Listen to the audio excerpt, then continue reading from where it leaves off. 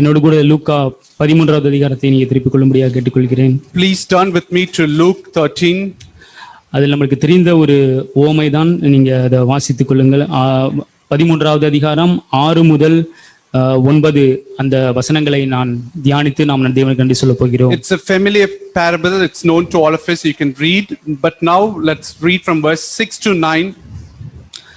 அந்த சம்பவம் நம்மளுக்கு தெரிந்த ஒரு சம்பவம். அதில் போடப்பட்டிருக்கும் ஒரு திராட்சை தோட்டத்தில் ஒரு அத்தி மரத்தை ஒரு தோட்டக்காரன் நடுகிறான்.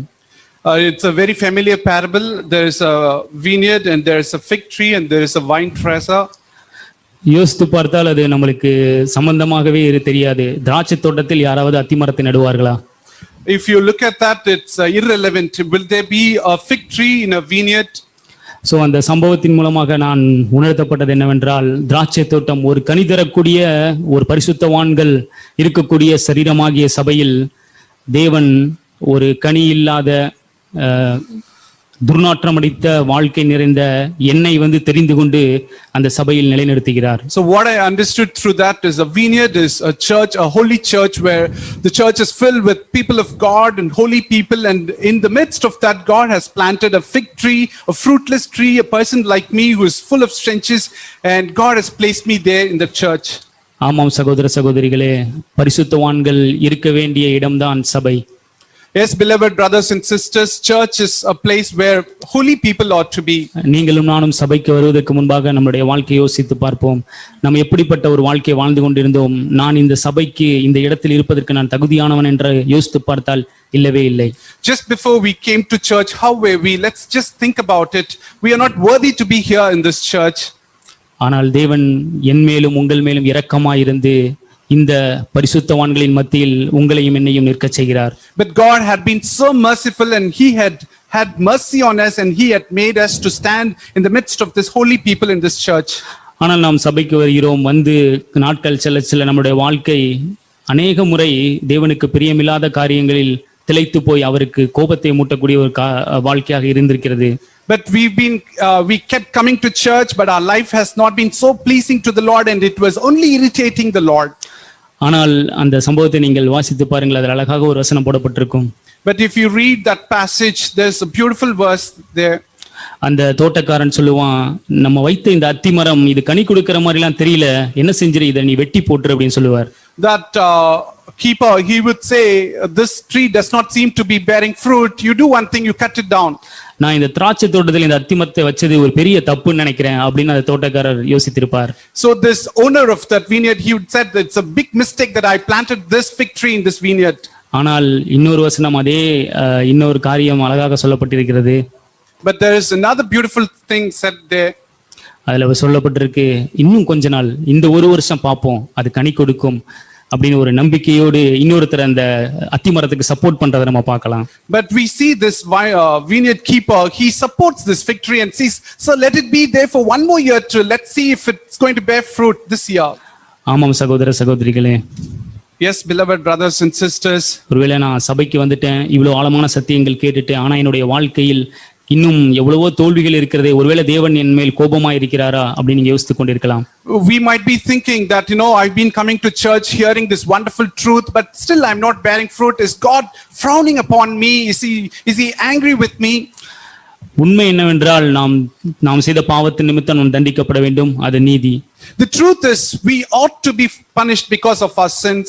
ஆனால் நமக்காக பரிந்து பேசக்கூடிய ஒரு பிரதான ஆசாரியர் எப்பொழுதும் நம்முடைய பட்சத்தில் இருந்து நமக்காக பரிந்து பேசிக் கொண்டிருக்கிறார். But we have an advocate who's always on our side, who's interceding constantly for us.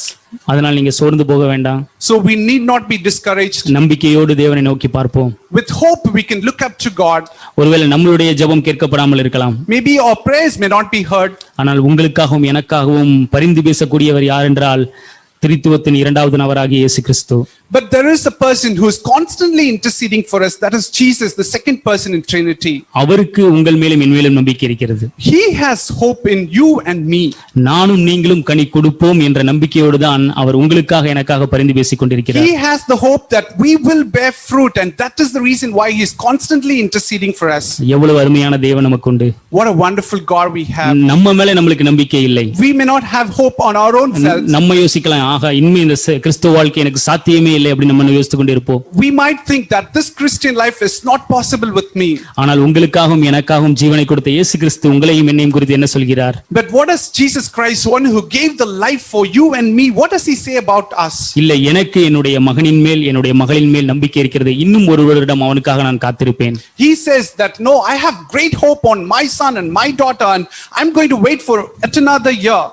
ஆமாம் சகோதர சகோதரி, அவ்வளவு அன்பான இரக்கமுள்ள கிருபையுள்ள தேவனை தான் நாம் துதிக்க போகிறோம், நன்றி செலுத்த போகிறோம். Yes, beloved brothers and sisters, such God who is so gracious, who is so merciful, who is so loving, to him we are going to offer this praise and worship. இன்றைக்கு நாம் அப்பம் பிக்க போகிறோம்.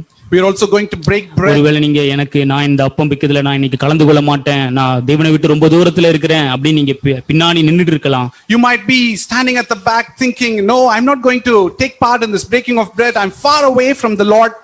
ஆனால் இன்றைக்கு உங்களுக்காக பரிந்து பேசக்கூடிய அந்த அன்பு தேவனை நோக்கி பார்த்தால் நீங்க சும்மா இருக்க முடியாது. But if you could just look up to God who's interceding for us, look up to Jesus, then you can never be quiet. ஆண்டவரே, நான் என் மேல எனக்கு நம்பிக்கை இல்லை, ஆனா நீங்க என் மேல நம்பிக்கையா இருக்கிறீங்களே, உமக்கு நன்றி என்று தான் நீங்க சொல்லுவீங்க. You would only say, Lord, I don't have hope on my own self, but you have a great hope on me. அந்த வசனத்தை அப்படியே நம்ம பிடித்துக்கொண்டு அந்த நம்பிக்கை உள்ள தேவனை நம்ம இருதயத்தின் ஆழத்திலிருந்து எல்லோரும் சத்தத்தை உயர்த்தி நாம் நன்றி சொல்லுவோம் சகோதர சகோதரி. Let's hold on to that hope and with praise and worship from our heart, let's lift up our voice and give praise to him. நன்றி ஆண்டவரே, உம்மை நன்றியோடு உம்மை துதிக்கிறோம் அப்பா, உம்மை ஸ்தோத்திரிக்கிறோம். எங்கள் மேல் நம்பிக்கையா இருக்கிற எங்கள் அன்பு தெய்வமே, உம்மை துதிக்கிறோம், உம்மை ஸ்தோத்திரிக்கிறோம். ஆண்டவரே, நீர் எங்கள் மேல் இம்மட்டும் ஆண்டவரே நம்பிக்கையா இருக்கிறீர், உமக்கு நன்றி நன்றி நன்றி நன்றி ஆண்டவரே. ஆண்டவரே, நாங்கள் கனி கொடுப்போம் என்ற நம்பிக்கையோடு எங்கள் வாழ்க்கையில் நீ நோக்கி பார்க்கிறீரே, உமக்கு நன்றி. எங்கள் மேல் இரக்கமா இருக்கிறீர், உமக்கு நன்றி ஆண்டவரே. உம்மை துதிக்கிறோம், உம்மை ஸ்தோத்திரிக்கிறோம், உம்மை வாழ்த்துகிறோம், உம்மை வணங்குகிறோம் தகப்பனே. எங்கள் நல்ல பிதாவே, உம்மை நன்றியோடு துதிக்கிறோம் அப்பா, உம்மை ஸ்தோத்திரிக்கிறோம். Father in heaven, Lord, we want to praise you and worship you. ஆண்டவரே, நாங்கள் குறைவுள்ளவர்கள், பலவீனமானவர்கள். Lord, we are imperfect and we are weak people, Lord. ஆனாலும் நீர் எங்களை உம்முடைய திராட்சை தோட்டத்திலிருந்து எரிந்து போடாமல் எங்கள் மேல் நம்பிக்கையா இருக்கிறீரே, உமக்கு நன்றி ஆண்டவரே. Yet, Lord, you are so patient on us and you have not thrown us out of that vineyard, Lord. ஆண்டவரே, நீங்க எங்க மேல வச்சிருக்கிற அந்த நம்பிக்கைக்கு நான் பாத்திரவானாக மாறட்டும் ஆண்டவரே. Lord, let us all become, Lord, worthy of the hope that you have on us. நீங்க என் மேல வச்சிருக்கிற இரக்கத்தையும் கிருபையும் நான் ஒவ்வொரு நாளும் நினைத்து பார்த்து உமக்கு நன்றி சொல்லட்டும் ஆண்டவரே. Lord, help us, Lord, to remember your love and your mercy on us, and help us, Lord, to always praise you, Lord. ஆண்டவரே, உம்முடைய அன்பை நான் தியானித்து ஆண்டவரே அந்த கற்பனைகளுக்கு எல்லாவற்றுக்கும் கீழ்ப்படிந்து உம்மை நான் பிரியப்படுத்தட்டும் ஆண்டவரே. Help us, Lord, to meditate on the love that you have for us, and help us, Lord, to obey all your commandments. ஆண்டவரே, அப்படியே இந்த நாளிலும் நான் மனம் திரும்புக்கு ஏற்ற கனிகளை கொடுக்கத்தக்கதாக என்னோடு நீ பேச வேண்டுமாய் ஜெபிக்கிறோம் அப்பா. Lord, we also pray, Lord, that you will speak to us so that we'll be able to bring fruit, keeping repentance, Lord. இயேசுவின் நாமத்தில் பிதாவே, ஆமென். In Jesus' name we pray, amen.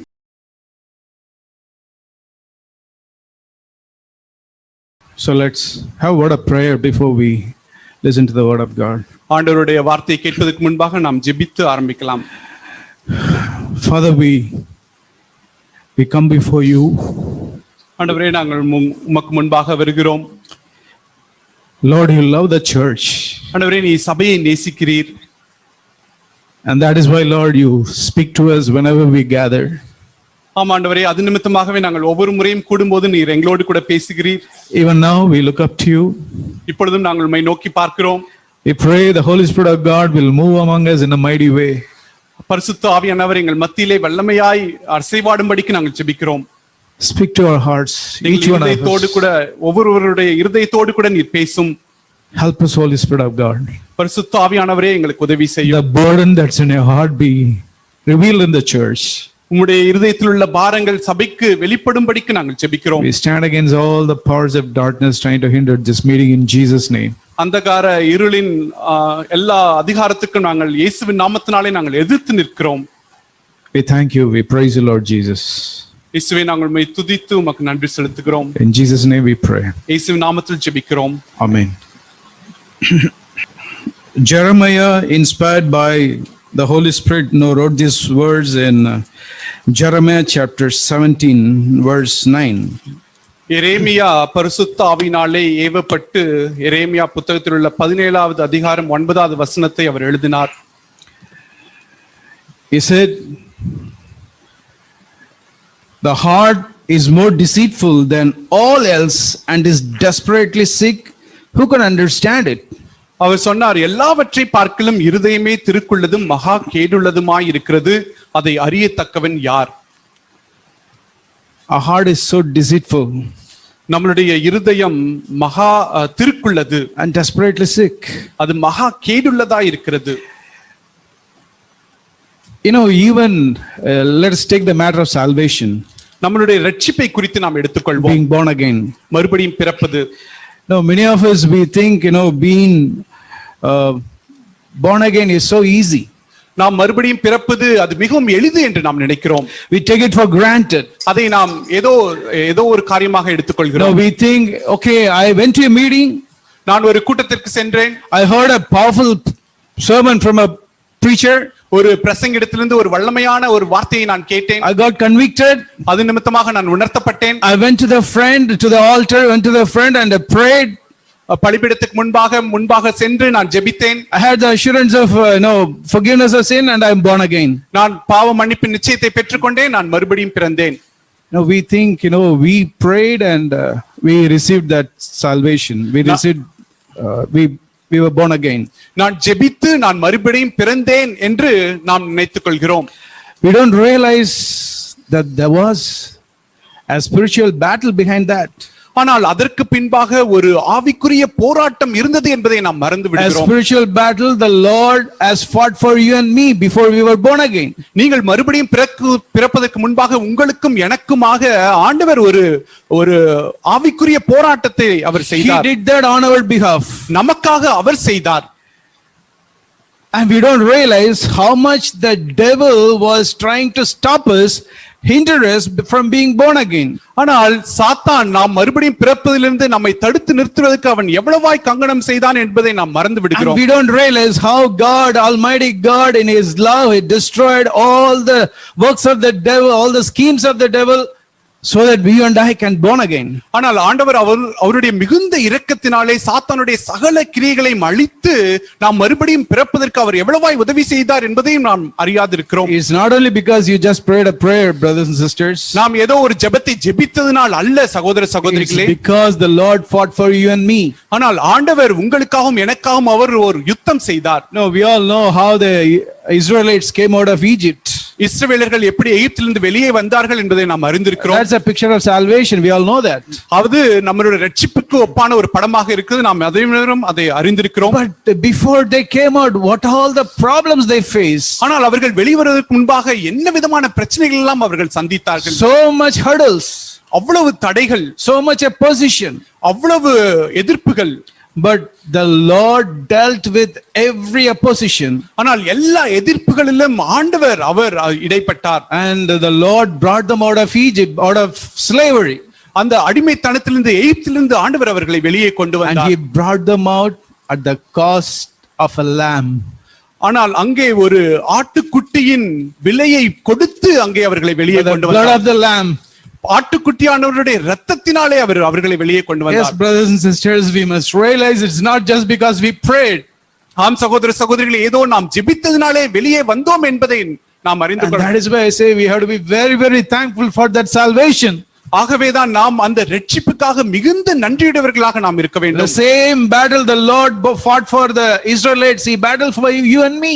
இஸ்ரவேலர்களுக்காக அவர் அந்த செய்த அதே யுத்தத்தை உங்களுக்காகவும் எனக்காகவும் அவர் செய்திருக்கிறார். Let us not take it for granted. அதை ஏனோ தானோ என்று நாம் எடுத்துக்கொள்ள வேண்டாம்.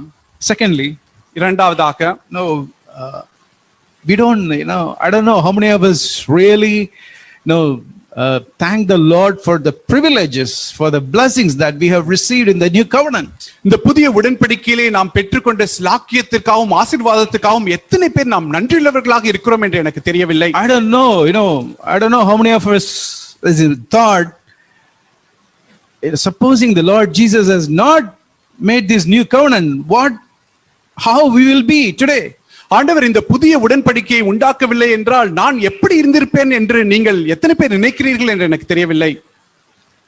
Today we all have gathered to break bread, to remember what the Lord did for us. ஆண்டவர் நமக்காக என்ன செய்தார் என்று நாம் நினைவு கூறும்படிக்கு இன்றைக்கு நாம் அப்பம் பிற்க போகிறோம். Suppose He had come to this world only to forgive our sin. உதாரணத்துக்கு இந்த உலகத்திற்கு அவர் நம்மளுடைய பாவங்களை மன்னிக்க மாத்திரமே வந்தார் என்று நாம் நினைத்துக் கொள்வோம். Nothing more. அதற்கு மேலாக ஒன்றுமில்லை. Just forgiveness. வெறும் பாவ மன்னிப்பு. No salvation from sin, only forgiveness. பாவத்திலிருந்து ரட்சிப்பில்லை, வெறும் பாவ மன்னிப்பு. What would have happened to us? நமக்கு என்ன ஆயிருக்கும்? Have you ever thought what would happen if God has not given us a new heart as he has promised in the new covenant in Ezekiel 36? புதிய உடன்படிக்கையிலே அவர் நமக்கு வாக்கு பண்ணினபடி அந்த புதிய இருதயத்தை அவர் நமக்கு தரவில்லை என்றால் என்ன ஆயிருந்திருக்கும்? You know, today the way we see things, it's different. இன்றைக்கு நாம் பார்க்கக்கூடிய காரியங்கள் முற்றிலும் வித்தியாசமாக இருக்கிறது. It has changed in our life. நம்மளுடைய வாழ்க்கையிலே அவைகள் மாறி இருக்கிறது. How? எப்படி? Have you ever thought about that? அதை குறித்து நீங்கள் யோசித்திருக்கிறீர்களா? You know, what if God has not given us a new spirit as he has promised in the new covenant in Ezekiel 36? எசேக்கியேல் 36 அவர் வாக்கு பண்ணினபடி நமக்கு அந்த புதிய ஆவியை அவர் தரவில்லை என்றால் நம்மளுடைய வாழ்க்கை எப்படி இருந்திருக்கும் என்று நீங்கள் நினைத்திருக்கிறீர்களா? Today, by the grace of God, we have a desire to follow the Lord. ஆண்டவருடைய கிருபையினாலே இன்றைக்கு நாம் ஆண்டவரை பின்பற்றும்படியான ஒரு விருப்பத்தை நாம் பெற்றிருக்கிறோம். How? எப்படி? Thought about that? நீங்கள் அதை குறித்து நினைத்திருக்கிறீர்களா? And think about this. இதை குறித்து நினைத்து I பாருங்கள். don't know if any of us has thought about that. நீங்கள் யாரும் அதை குறித்து நினைத்திருக்கிறீர்களா என்று எனக்கு தெரியவில்லை. What would have happened if he had not given us the Holy Spirit to us? அவர் நமக்கு பரிசுத்த ஆவியானவரை தரவில்லை என்றால் நமக்கு என்ன ஆயிருந்திருக்கும்? And the Holy Spirit coming within, not just upon us, but coming within our hearts. நமக்கு மேலாக அல்ல, நம் இருதயத்திற்கு உள்ளாக அவர் வருவது. Today, by the grace of God, we have the confidence that we can overcome sin. இன்றைக்கு நாம் தேவனுடைய கிருபையினால நாம் பாவத்தை மேற்கொள்ள முடியும் என்ற நம்பிக்கையை நாம் We have பெற்றிருக்கிறோம். that ability. நமக்கு அந்த வல்லமை இருக்கிறது. It's because the Holy Spirit has come within us. அது ஏனென்றால் பரிசுத்த ஆவியானவர் நமக்குள்ளாக வந்திருக்கிறார். We all know how Samson had the Spirit of God upon him. Samson எப்படி ஆண்டவருடைய வல்லமையை அவன் மேல் பெற்றிருந்தான் என்று நாம் அறிந்திருக்கிறோம். But he was not able to overcome his inner battle, inner sin, temptations. ஆனால் அவனுக்குள்ளாக இருந்த அந்த யுத்தங்களையும் அவனுக்குள்ளாக இருந்த போராட்டங்களையும் அவனால் மேற்கொள்ள முடியவில்லை. But today we can overcome the sins, which Samson failed. ஆனால் சிம்சோன் தோற்று போன அந்த பாவத்தை நம்மால் இன்று மேற்கொள்ள முடியும். Because God in the new covenant has given us a new heart, a new spirit, and the Holy Spirit within. ஆனால் ஆண்டவர் இந்த புதிய உடன்படிக்கையில நமக்கு புது இருதயத்தையும் புதிய ஆவியையும் பரிசுத்த ஆவியானவர் நம்மளுடைய இருதயத்திலும் அவர் தந்திருக்கிறார். It's because of that and only because of that. அந்த ஒரு காரியத்தின் நிமித்தம் மாத்திரமே. It's because our Lord Jesus paid that price for us. இயேசு கிறிஸ்து நமக்காக அந்த விலையை அவர் விலைக்கிரயத்தை செலுத்தியதினாலே. No, sometimes we think, we are so arrogant to think, no, I am walking in the Lord's statutes, I am following the commandment of the Lord.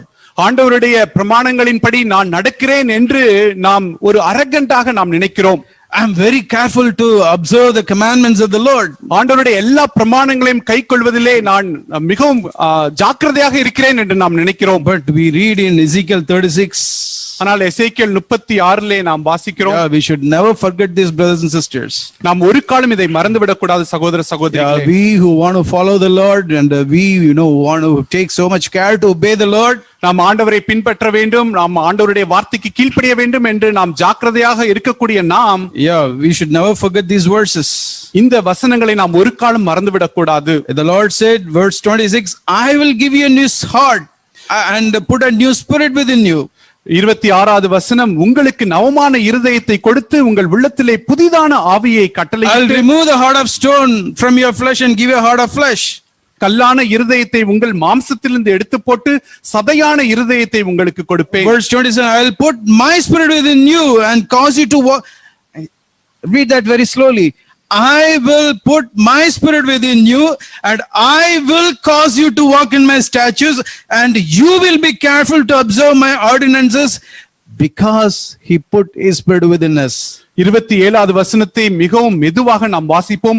உங்கள் உள்ளத்திலே என் ஆவியை வைத்து உங்களை என் கட்டளைகளில் நடக்கவும் என் நியாயங்களை கைக்கொள்ளவும் அவைகளின்படி செய்யவும் பண்ணினேன். ஏனென்றால் ஆண்டவர் அவருடைய புதிதான ஆவியை நம்மளுடைய இருதயத்திற்குள்ளாக அவர் தந்திருக்கிறார். But how quickly we forget that, we are not thankful for that, but take the credit to ourselves that Now I have overcome that sin. ஆனால் நாம் எவ்வளவு சீக்கிரமாக அவைகளை மறந்து அதற்குரிய நற்மதிப்பை நாம் எடுத்துக்கொண்டு நான் அந்த பாவத்தை மேற்கொண்டேன் என்று நாம் சொல்லுகிறோம். We have to be very thankful for the Lord for giving us this wonderful new covenant, brothers and sisters. இந்த அருமையான ஒரு புதிய உடன்படிக்கையை ஆண்டவர் நமக்கு தந்ததற்காக நாம் மிகுந்த நன்றியுடையவர்களாக நாம் இருக்க வேண்டும். Let us சகோதர be சகோதரிகளே, thankful to God for the salvation He has given us and for the new covenant He has given us. ஆண்டவர் நமக்கு தந்த ரட்சிப்புக்காகவும் இந்த புதிய உடன்படிக்கைக்காகவும் நாம் ஆண்டவருக்கு நன்றியுடையவர்களாக இருக்க வேண்டும். The Israelites, they were not thankful for that. அந்த இஸ்ரவேலர்கள் அதற்காக அவர்கள் நன்றியற்றவர்களாக They இருந்தார்கள். were not thankful because the Lord brought them out of Egypt. அவர்களை எகிப்திலிருந்து அவர்களை வெளியே கொண்டு வந்ததற்காக அவர்கள் நன்றியுடையவர்களாக இல்லை. And we know they did not reach the promised land. அவர்கள் வாக்களிக்கப்பட்ட அந்த தேசத்தை அவர்கள் அடையவும் இல்லை. You know, even today, இன்றைக்கும் கூட we who are in the church, we hear a lot about the new covenant. இன்றைக்கு சபையில் இருக்கக்கூடிய நாம் புதிய உடன்படிக்கையை குறித்து அதிகமாக கேட்கக்கூடிய நாம் We hear about that.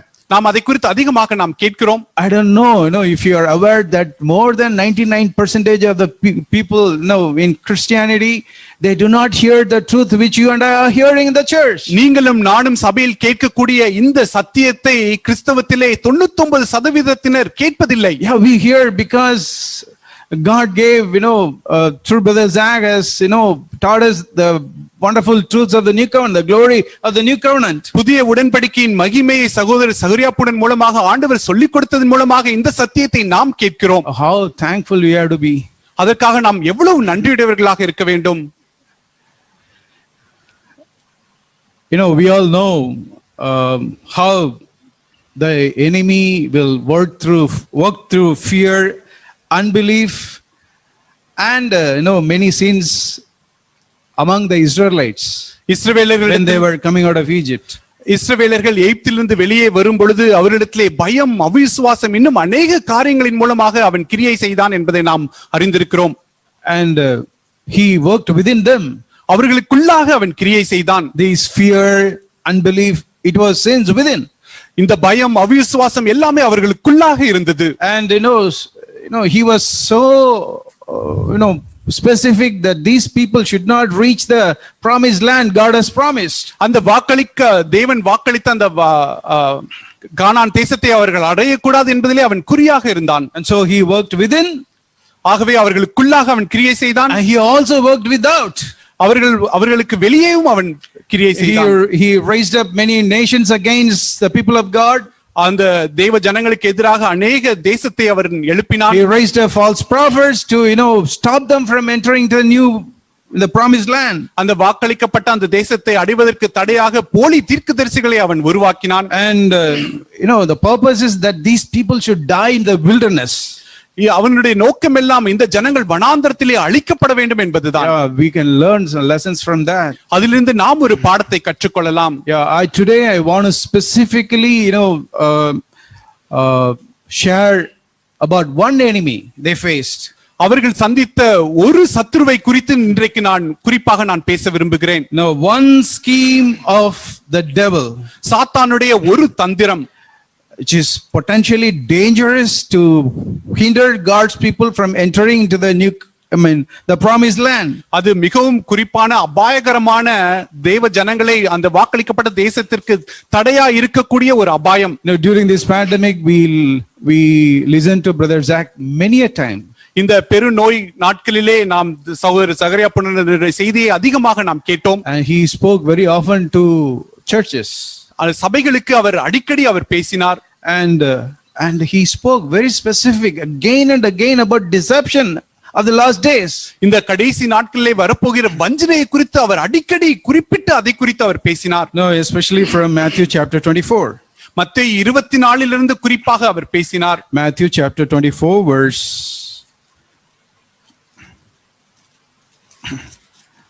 4.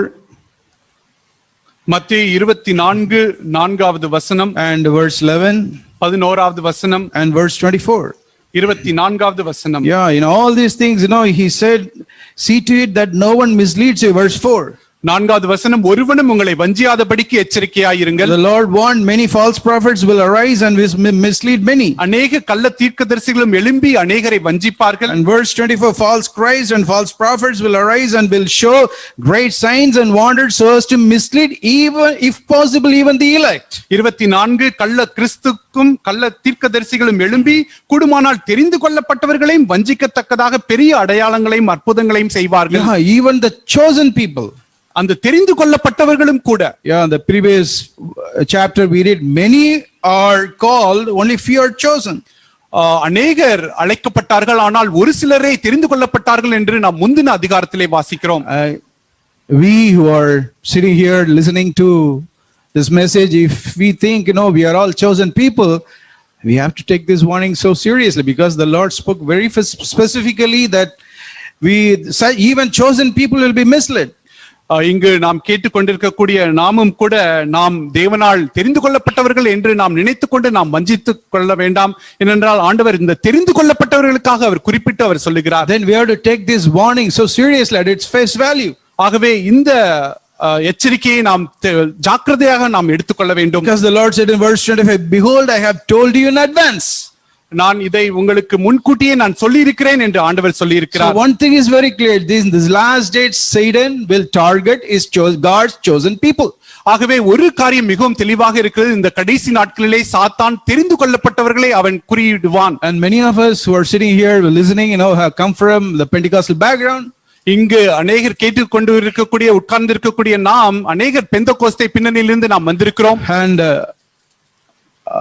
I know many of you are listening to many preachers in the YouTube and television. YouTube மூலமாகவும் டிவிலே அநேக பிரசங்கிமார்களுக்கு நாம் அவர்களுடைய செய்திகளை கேட்டுக்கொண்டிருக்கிறோம். So it is our duty to warn you உங்களை எச்சரிப்பது எங்களுடைய கடமையாக இருக்கிறது about the false prophets. அந்த கள்ள தீர்க்கதரிசிகளை குறித்து. Because many of you think, when you listen to preachers in the YouTube, you think, oh, this preacher is preaching exactly what Brother Zach is preaching. ஏனென்றால் நீங்கள் அநேகர் அந்த யூடியூபிலே கேட்கக்கூடிய அந்த பிரசங்கிமார்களுடைய சத்தியத்தை கேட்கும் பொழுது இதே காரியத்தை தான் சகோதரர் சகரியா புனனும் அவர்களும் பிரசங்கிக்கிறார்கள் என்று நீங்கள் சொல்லுகிறீர்கள். What we hear in the church, what we hear in the conference, exactly that man is also sharing the same thing. நம்மளுடைய சபையிலே கேட்கக்கூடியதிலும் கான்ஃபரன்ஸ்ல கேட்கக்கூடியதும் அதே சத்தியத்தை இந்த மனுஷனும் போதிக்கிறான் என்று நாம் சொல்லுகிறோம்.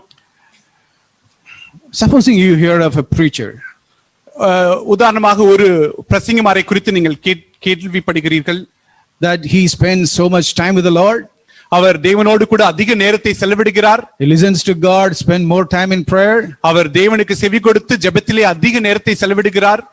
Yeah, it's obvious and true that God speaks to a person who listens. அது தேவன் செவி கொடுக்கக்கூடியவனிடத்திலே தேவன் பேசுகிறார் என்பது அது உண்மைதான். And God speaks to that person, that preacher. அந்த பிரசங்கிடத்திலே ஆண்டவர் பேசுகிறார். And that preacher also claims that he has the Spirit of God. என்னிடத்திலே தேவனுடைய ஆவி உண்டு என்று அந்த பிரசங்கியும் அவர் சொல்லுகிறார். Might be true. அது உண்மையாகவும் இருக்கலாம். And he speaks prophetically. அவர் தீர்க்க தரிசனமாக பேசுகிறார். And he says even, that he is so careful to speak only what the Lord has put in his mouth. ஆண்டவர் என்னுடைய வாயிலே வைத்திருக்கக்கூடிய வார்த்தையை மாத்திரமே நான் பேசுவதிலே ஜாக்கிரதையாக இருக்கிறேன் என்றும் அவர் சொல்லுகிறார். And he claims from the pulpit, that he is willing to die for the Lord, even a martyr's death. அந்த பிரசங்க பீடத்திலே அவர் நின்று நான் ஆண்டவருக்காக இரத்த சாட்சியாகவும் நான் மரிக்க தயார் என்று அவர் சொல்லுகிறார். He has seen many visions of God. தேவனை குறித்து அநேக தரிசனங்களை அவர் பார்த்திருக்கிறார். And he has a very good knowledge of God also. தேவனை குறித்ததான நல்ல அறிவையும் அவர் பெற்றிருக்கிறார். Yeah, he has a wonderful relationship with the Lord as he claims. அவர் சொல்லுகிற விதமாக தேவனோடு கூட நல்ல நெருங்கிய உறவையும் அவர் பெற்றிருக்கிறார். Because whenever he goes to God would speak to him. ஏனென்றால் எப்பொழுதெல்லாம் அவர் ஆண்டவரிடத்திலே போகிறாரோ அப்பொழுதெல்லாம் ஆண்டவர் அவரிடத்திலே பேசுகிறார். And that preacher will say, I don't love gold or silver. நான் பொன்னையோ வெள்ளியோ நான் நேசிக்கவில்லை என்று அந்த பிரசங்கி சொல்லுகிறார். I will do only what the Lord says. ஆண்டவர் சொல்லக்கூடியதை மாத்திரமே நான் செய்வேன். If you see a person with these qualities, இந்த குணாதிசயங்களோடு ஒரு பிரசங்கிமாரை நீங்கள் பார்ப்பீர்கள் என்றால், on YouTube or in the television, what will you think? யூடியூபிலோ அல்லது டிவியிலோ நீங்கள் பார்க்கும் பொழுது என்ன நினைப்பீர்கள்? Many will blindly follow such a preacher. குருட்டுத்தனமாக இப்படிப்பட்ட பிரசங்கிமாரை அநேகர் பின்பற்றுவார்கள். But do you know the devil used one such preacher to deceive God's people? இப்படி ஒரு குறிப்பிட்ட ஒரு பிரசங்கிமாரை வைத்துக்கொண்டு தேவ ஜனங்களை வஞ்சிக்க சாத்தான் உபயோகப்படுத்தினான் என்பதை நீங்கள் அறிந்திருக்கிறீர்களா? It's in the scripture.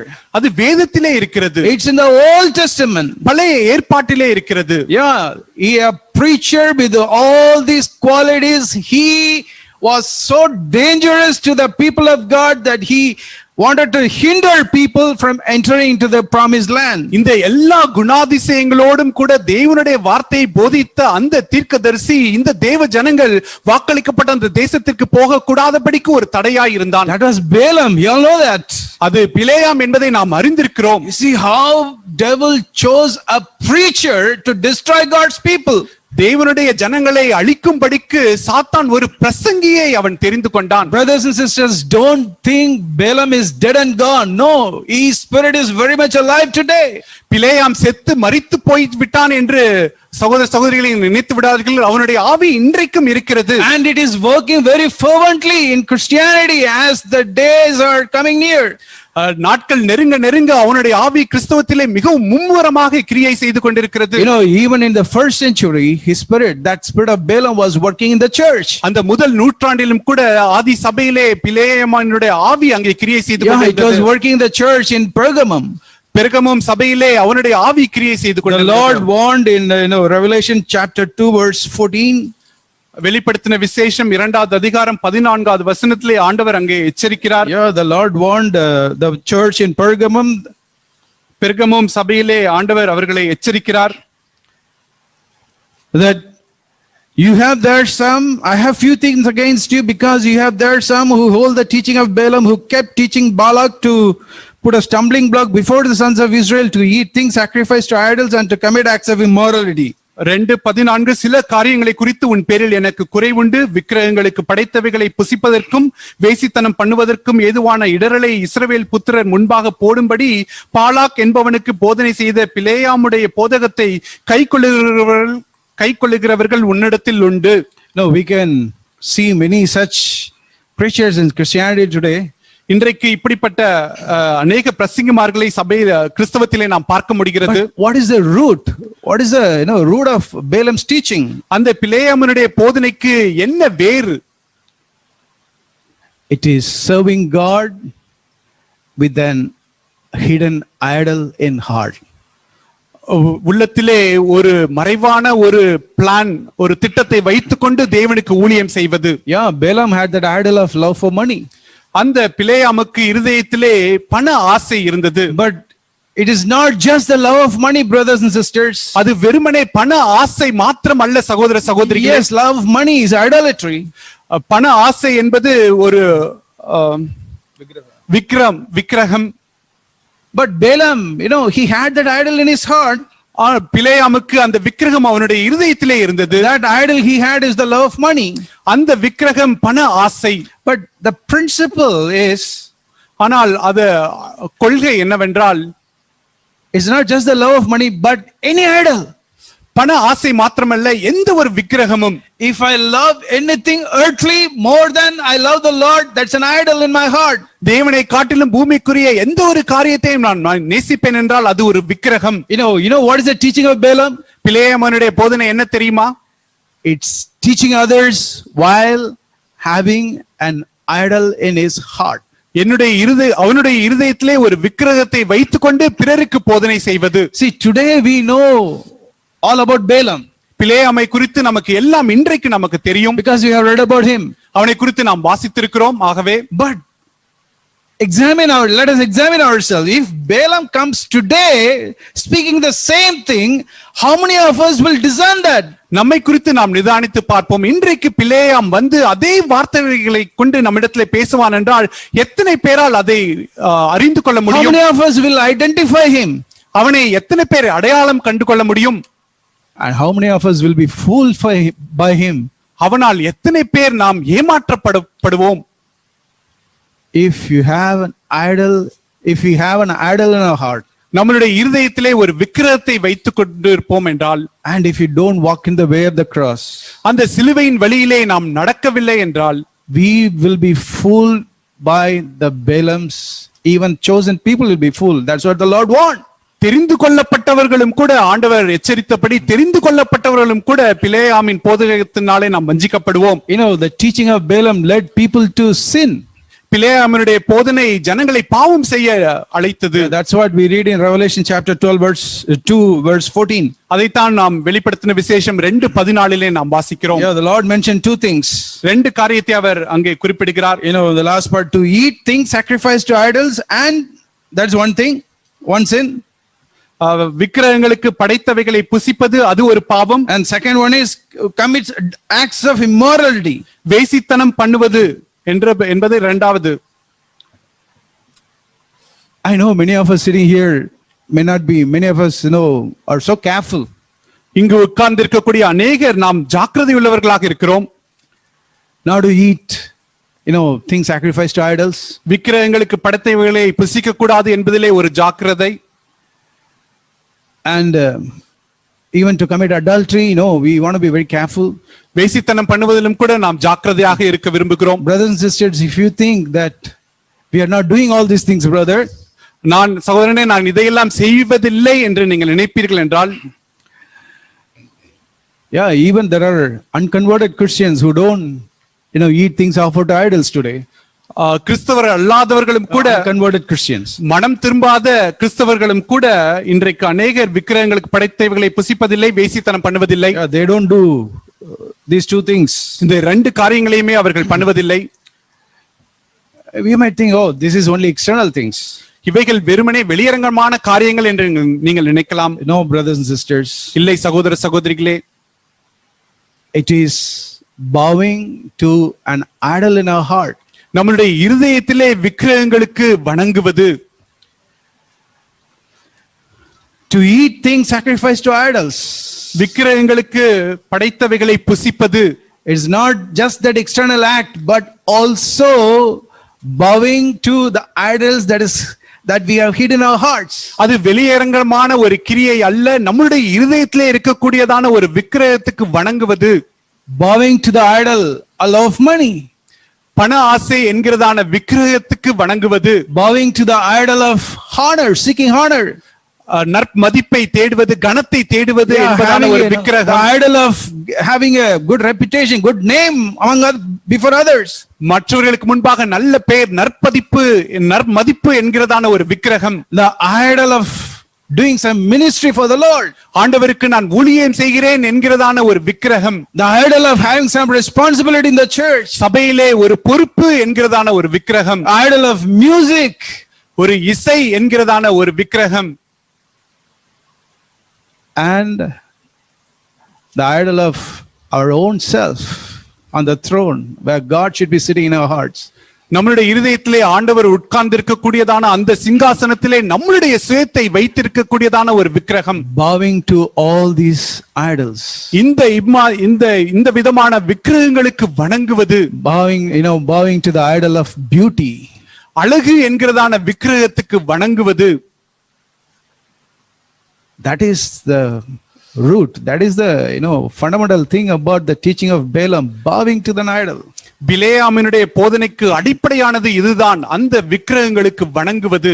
If you read Numbers 25, the Israelites, they bowed, and then they took part in that festival and ate what was offered to the idols.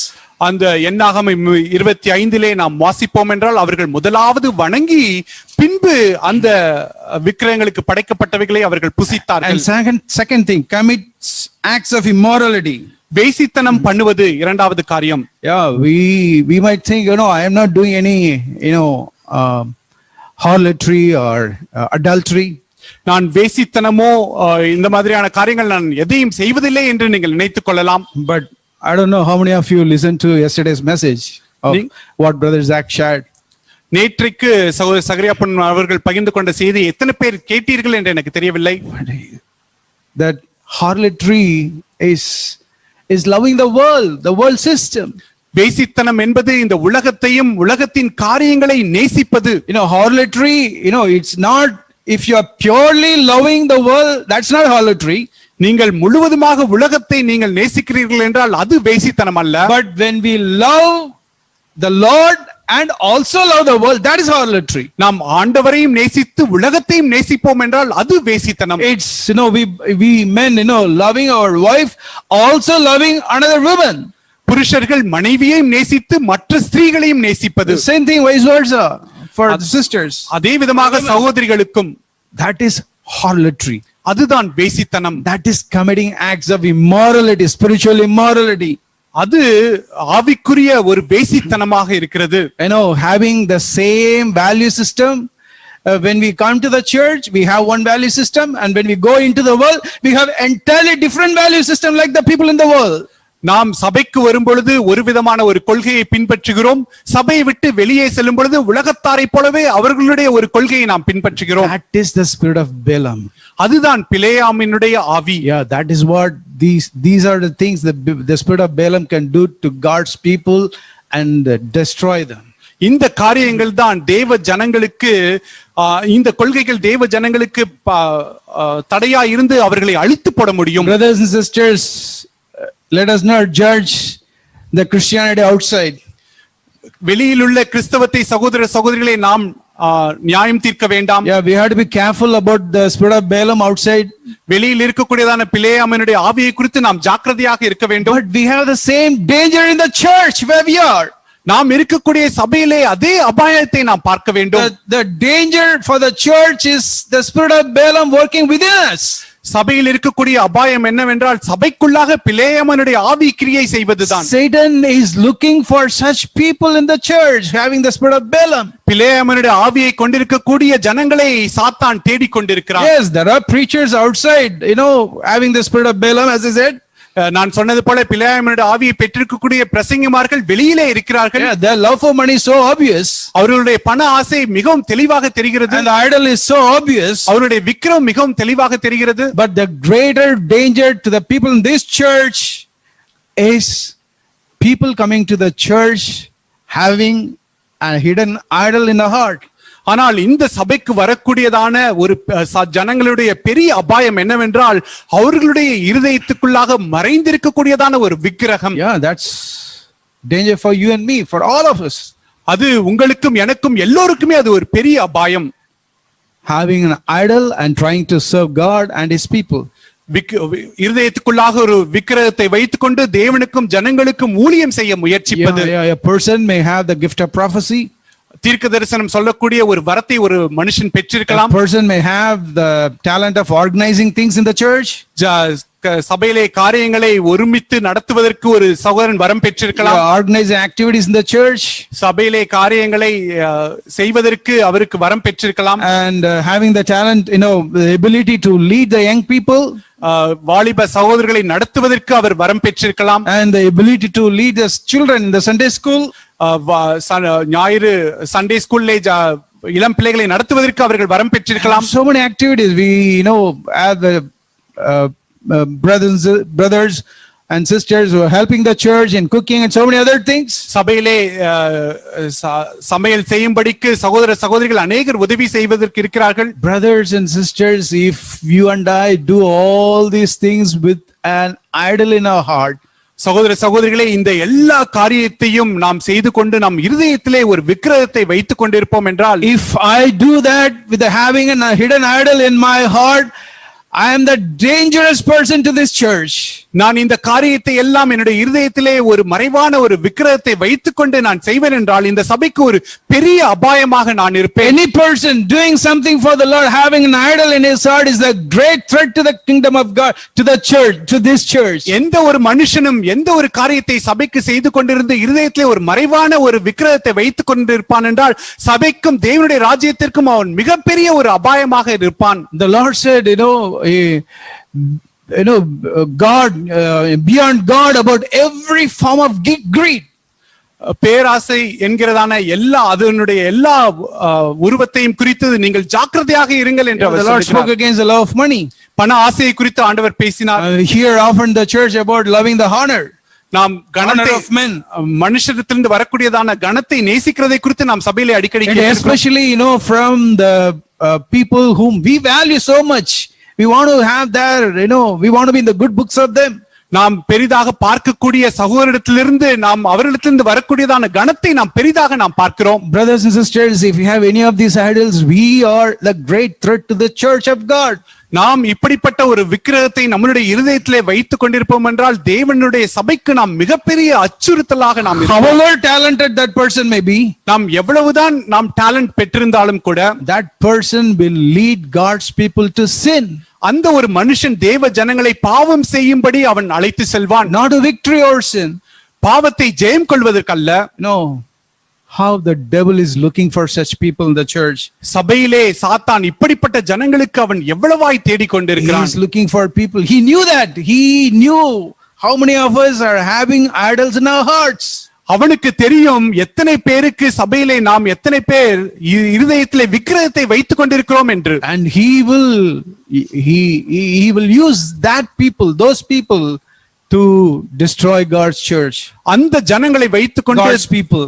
தேவனுடைய ஜனங்களை அழிப்பதற்கு அவன் அவர்களை To உபயோகப்படுத்துவான். deceive God's people. தேவ ஜனங்களை வஞ்சிப்பதற்கு.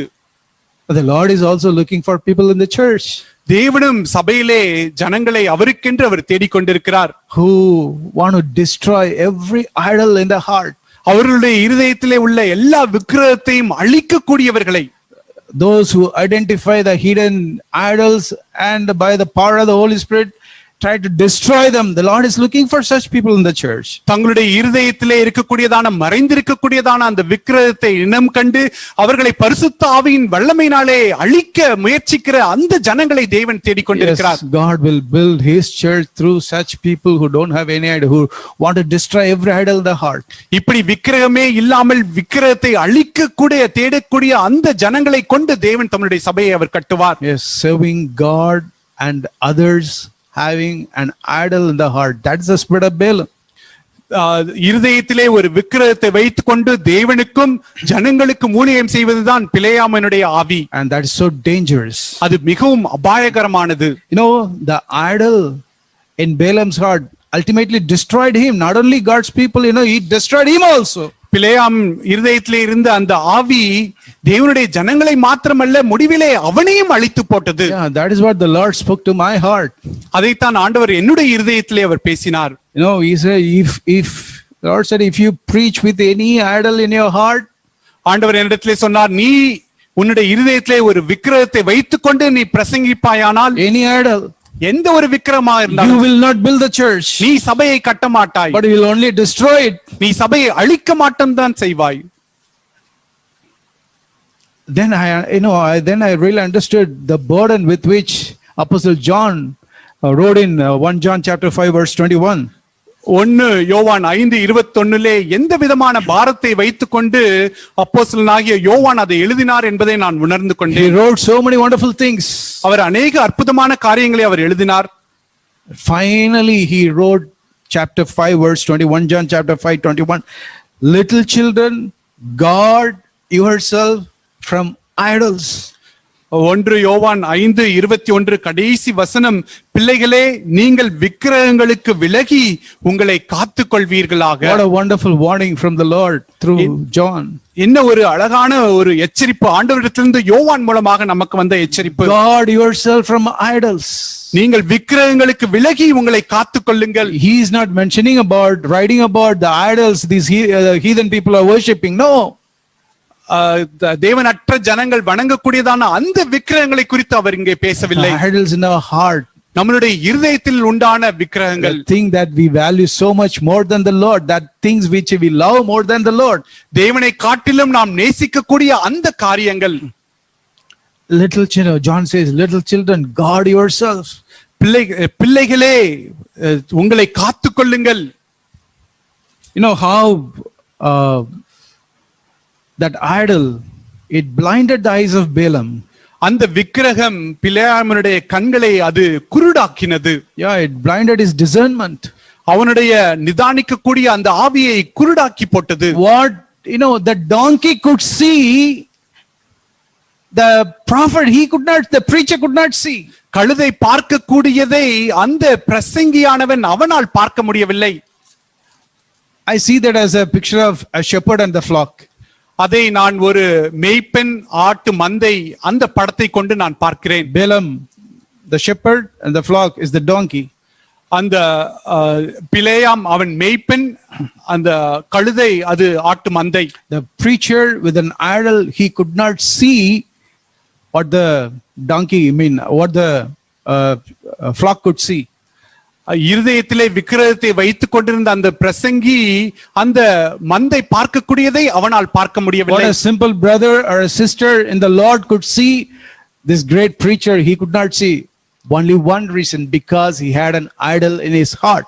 ஒரு சாதாரண சகோதரன் சகோதரி பார்க்கக்கூடிய ஒரு காரியத்தை இந்த ஒரு பெரிய பிரசங்கியால் பார்க்க முடியவில்லை. காரணம் அவன் இருதயத்திலே இருந்த விக்கிரகம். So it is today, brothers and sisters. இன்றைக்கும் அதே நிலைமைதான் சகோதர சகோதரிகளே. That is what the spirit of Balaam could do.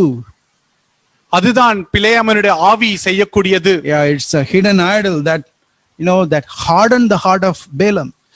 அந்த மறைந்திருக்கக்கூடியதான விக்கிரகம் பிலேயாமனுடைய இருதயத்தை கடினப்படுத்தியது. It hardened him to obey the Lord.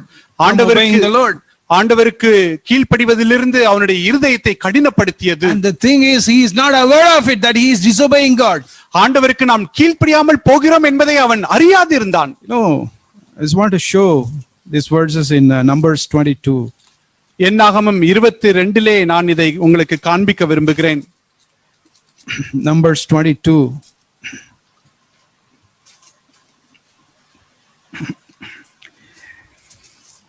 See, he has an idol in his heart. அவனுடைய இருதயத்திலே ஒரு விக்கிரகம் இருக்கிறது. He loved the honor from men. மனுஷரிடத்திலிருந்து வரக்கூடிய கணத்தை அவன் He நேசித்தான். loved gold and silver. பொன்னையும் வெள்ளியையும் நேசித்தான். The gifts which Balak offered him. Bala கொடுக்கக்கூடியதான அந்த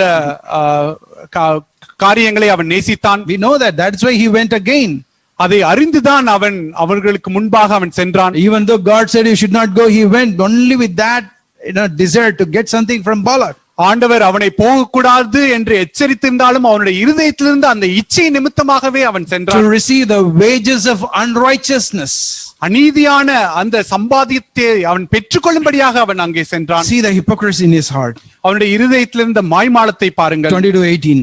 22:18. Though Balak were to give me his house full of silver and gold, I could not do anything either small or great contrary to the command of the Lord my God.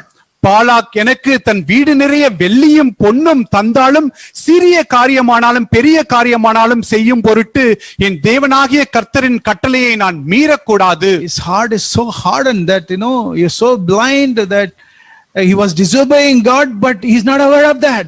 அவனுடைய இருதயம் கடினப்பட்டு கண்கள் குருடாக்கப்பட்டு நாம் தேவனுக்கு கீழ்ப்படியாமல் போகிறோம் என்பதை கூட உணர முடியாது இருந்தான். Verse 22 it says God was angry with him. 22 தேவன் அவனிடத்திலே கோபமாய் இருந்தார் என்று சொல்லப்பட்டிருக்கிறது. He was not aware of that. அதை குறித்தும் அவன் அறியாது இருந்தான். The idol in his heart blinded that. அவனுடைய இருதயத்தில் இருந்த விக்கிரகம் அவனை குருடாக்கினது. And the idol in his heart produced a false repentance. அவனுடைய இருதயத்தில் இருந்த அந்த விக்கிரகம் ஒரு மாயையான ஒரு மனம் திரும்புதலை உண்டாக்கியது. We read in verse 34. 24 நாம் வாசிக்கிறோம். He said, Balaam said to the angel of the Lord, I have sinned. 20 to 34. 34வது வசனம், நான் பாவம் செய்தேன், கர்த்தருடைய தூதனை நோக்கி நான் பாவம் செய்தேன் என்று அவன் சொன்னான். But that's only he is only he trying to deceive that, he trying to tell a lie to that angel. He is deceiving himself. அவன் தன்னைத்தானே வஞ்சித்து தூதனிடத்திலே சும்மா ஒரு பொய்யை சொல்கிறான். Because next words, the same words we read again, he says that if it is displeasing to you, let me go back. இப்பொழுதும் உமது பார்வைக்கு இது தகாததா இருக்குமானால் நான் திரும்பி போய்விடுவேன் என்று பின்பாக அவன் சொல்லுகிறான். The idol in his heart produced a half-hearted repentance. அவனுடைய இருதயத்தில் இருந்ததான அந்த விக்கிரகம் ஒரு அரைகுறையான மனம் திரும்புதலை அவனிடத்திலே உண்டாக்கியது. There was no mourning, there was no remorse in his heart. அவனுடைய இருதயத்திலே ஒரு துக்கம் உண்டாகவில்லை. He did not see the seriousness of sin. பாவத்தினுடைய அந்த கோரத்தை அவன் பார்க்கவில்லை. That idol, that hidden idol, it hid his eyes, it blinded his eyes, that he could not see the seriousness of sin. அந்த இருதயத்திலே மறைந்திருந்ததான அந்த விக்கிரகம் அவனுடைய கண்களை குருடாக்கி அந்த பாவத்தின் கோரத்தை பார்க்க முடியாமல் செய்தது. See, even after that angel said, I would have killed you, I spared you because of the donkey. நான் அந்த தூதன் அவனிடத்திலே சொல்லுகிறான், நான் உன்னை அழித்து போட்டிருப்பேன், ஆனால் அந்த கழுதை நிமித்தமாக நான் உன்னை தப்ப பண்ணினேன். He didn't realize that he was at the mercy of the donkey. அவன் நான் அந்த கழுதையினுடைய இரக்கத்தினாலே நான் உயிரோடு இருக்கிறேன் என்பதை அறியாதிருந்தான். Oh, brothers and sisters, what a danger the idol, the hidden idol in our heart could bring to the church and to ourselves. ஆம் சகோதர சகோதரிகளே, நமக்கும் நம்முடைய சபைக்கும் எந்த ஒரு அபாயத்தை நம்முடைய இருதயத்திலே இருக்கக்கூடியதான அந்த விக்கிரகம் கொண்டு வரும் என்பதை நாம் உணர வேண்டும். God was opposing him. God was against Balaam. பிலேயாமுக்கு எதிராக அங்கே ஆண்டவர் இருந்தார். Yeah, Lord will oppose me if I have that hidden idol in my heart. என்னுடைய இருதயத்திலே அந்த மறைவான விக்கிரகம் இருக்கும் என்றால் தேவன் எனக்கு எதிர்த்து நிற்பார். You know, before closing, I want to say this verse from Ezekiel 14. நான் முடிப்பதற்கு முன்பாக எசேக்கியேல் 14 இதை நான் வாசிக்க விரும்புகிறேன். You know, we can have an idol and still spend a lot of time in prayer. நாம் இருதயத்திலே விக்கிரகத்தை வைத்துக் கொண்டும் இன்னும் அநேக நேரத்தை நாம் ஜெபத்திலே செலவிட முடியும். We can seek the counsel of godly brothers. Counsel of godly brothers. தெய்வ பக்தியுள்ள சகோதரரிடத்திலிருந்து அவர்களுடைய ஆலோசனைகளை நாம் பெற்றுக்கொள்ள முடியும். But from this portion, Ezekiel chapter 14, எசேக்கியேல் 14 இதிலிருந்து we read that God, when I have an idol in my heart, என்னுடைய இருதயத்திலே நான் ஒரு விக்கிரகத்தை கொண்டிருப்பேன் என்றால், and if I go to God in prayer, நான் ஜெபத்திலே ஆண்டவரிடத்திலே போவேன் என்றால், you know how the Lord will give an answer? ஆண்டவர் எப்படி மறு உத்தரவு சொல்லுவார் தெரியுமா? Like Balaam went to God. எப்படி பிலேயாம் ஆண்டவரிடத்திலே போனானோ, and he asked God, should I go? நான் போகலாமா என்று அவன் கேட்டான். The Lord said no. ஆண்டவர் இல்லை என்று சொன்னார். And second time he went. இரண்டாவது முறை மீண்டுமாக to the Lord and asked, shall I go? மீண்டுமாக ஆண்டவரிடத்திலே போய் இரண்டாவது முறை நான் போகலாமா என்று கேட்டார். The Lord said go. ஆண்டவர் போ என்று சொன்னார். Why? ஏன்? The Lord saw the idol in his heart and he answered according to the idol that was in his heart. ஏனென்றால் ஆண்டவர் அவனுடைய இருதயத்தில் இருந்ததான அந்த விக்கிரகத்தை பார்த்து அந்த விக்கிரகத்திற்கு ஏற்ற விதமாக ஆண்டவர் அவனுக்கு மறு உத்தரவு கொடுத்தார். Exactly, that is what Ezekiel said. அதைத்தான் எசேக்கியேலும் சொல்லுகிறார். No, if somebody comes to you and sit before you and ask for the word of the Lord, உன்னிடத்திலே வந்து ஆண்டவருடைய வார்த்தையை உங்களிடத்திலே கேட்பார்கள் என்றால், the Lord will see the idols in their hearts. ஆண்டவர் அவர்களுடைய இருதயத்தில் உள்ள அந்த விக்கிரகத்தை பார்ப்பார். And we read in verse 4, 4வது வசனத்திலே நாம் வாசிக்கிறோம், any man of the house of Israel who sets up his idols in his heart, put right before his face the stumbling block of his iniquity, and then comes to a prophet, I, the Lord, will be brought to give him an answer in the matter in the view of his multitude of his idols, in order to lay hold of his heart. 4வது வசனம், multitude of his idols. இஸ்ரவேல் வம்சத்தாரில் தன்னுடைய நரகலான விக்கிரகங்களை தன் இருதயத்தின் மேல் நாட்டி தன் அக்கிரமமாகிய இடரலை தன் முகத்துக்கு எதிராக வைத்துக் கொண்டிருக்கிற எவனாகிலும் தீர்க்கதரிசனிடத்தில் வந்தால், கர்த்தராகிய நான் இஸ்ரவேல் வம்சத்தாருடைய இருதயத்தில் இருக்கிறதை பிடிக்கும்படியாக அப்படிப்பட்டவனுடைய நரகலான விக்கிரகங்களின் திரட்சிக்கு தக்கதாக உத்தரவு கொடுப்பேன். God himself will deceive such a person. தேவனே இப்படிப்பட்ட ஜனங்களை அவர் வஞ்சிப்பார். Brothers and sisters, சகோதர சகோதரிகளே, let us examine ourselves. நம்மை நாம் நிதானித்து பார்ப்போம். We are on the way to the promised land. நாம் அந்த வாக்களிக்கப்பட்ட அந்த தேசத்திற்கு நேராக நாம் சென்று கொண்டிருக்கிறோம். Becoming like Jesus. இயேசுவை போல நாம் மாறுவது.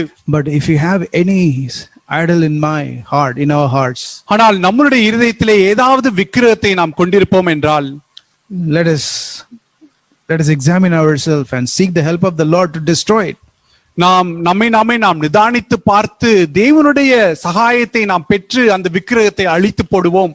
Abraham, he took away the idols in his life. Abraham தன்னுடைய வாழ்க்கையில் இருந்ததான எல்லா விக்கிரகத்தையும் அவன் எடுத்து போட்டான். In Genesis 14, he broke the idol of love of money. ஆதியாகமம் 14 பண ஆசை என்கிறதான அந்த விக்கிரகத்தை அவன் அழித்து போட்டான். And in Genesis 22, he broke the idol of Isaac. He offered the idol of Isaac on the altar. ஆதியாகமம் 22 விக்கிரகமாக இருந்த அந்த ஈசாக்கை அவன் பலிபீடத்திலே அவன் வைத்தான். He became the friend of God. அவன் தேவனுடைய நண்பனாய் மாறினான். Yes, brothers and sisters. ஆம் சகோதர சகோதரிகளே, Today we are going to break bread.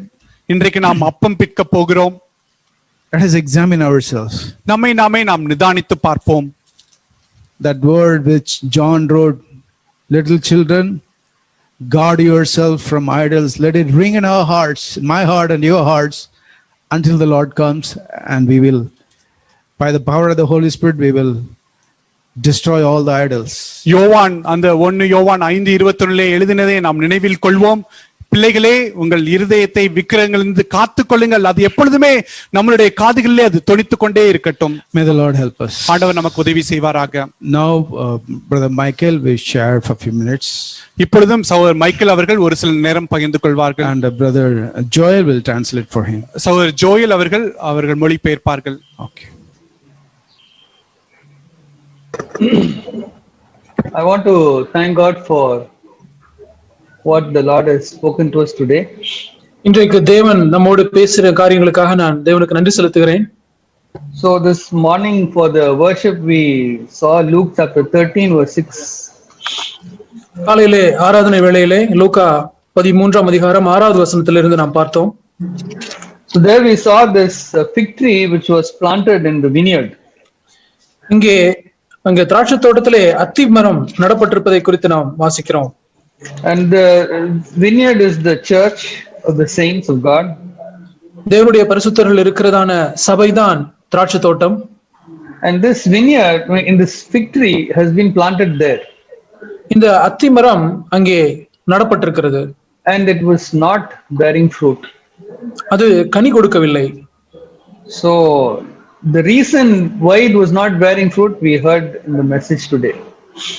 அது ஏன் கனி கொடுக்கவில்லை என்பதற்கான காரணத்தை இன்றைய செய்தியிலே நாம் கேட்டோம். But the Lord is going to be pleading for us. That also we heard during the worship time. The Lord is going to be pleading for us. That also we heard at the நமக்காக ஆண்டவர் பரிந்து பேசுகிறார் என்பதை குறித்தும் நாம் இந்த ஆராதனை வேளையிலே கேட்டோம். So the reason why the fruit is not coming is because there is some idol in your heart. அதிலே கனி இல்லாமல் இருப்பதற்கான காரணம் என்னவென்றால் உங்களுடைய இருதயத்திலே ஒரு விக்கிரகம் இருக்கிறது.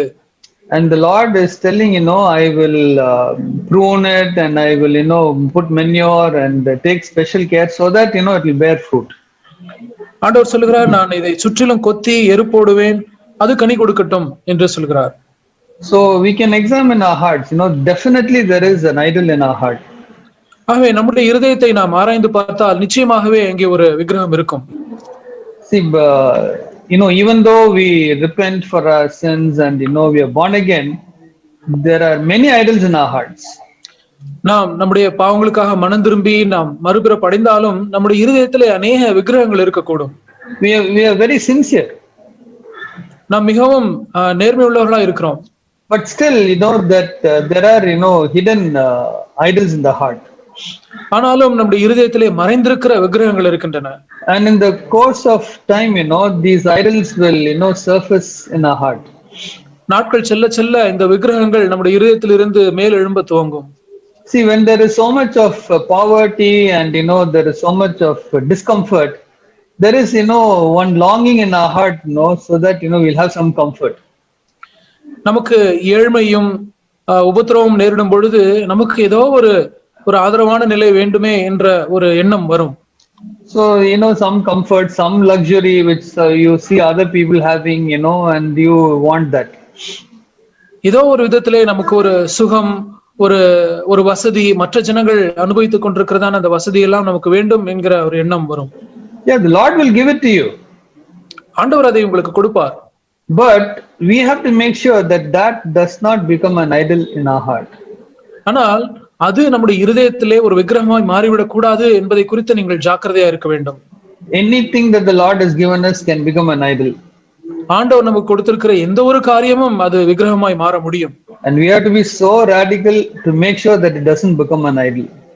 அது ஒரு ஆண்டவர் கொடுத்திருக்கிற எந்த ஒரு காரியமா இருந்தாலும் அது நமக்கு விக்கிரகமாய் மாறக்கூடாது என்பதை குறித்து நாம் மிகவும் தீவிரமா இருக்க வேண்டும்.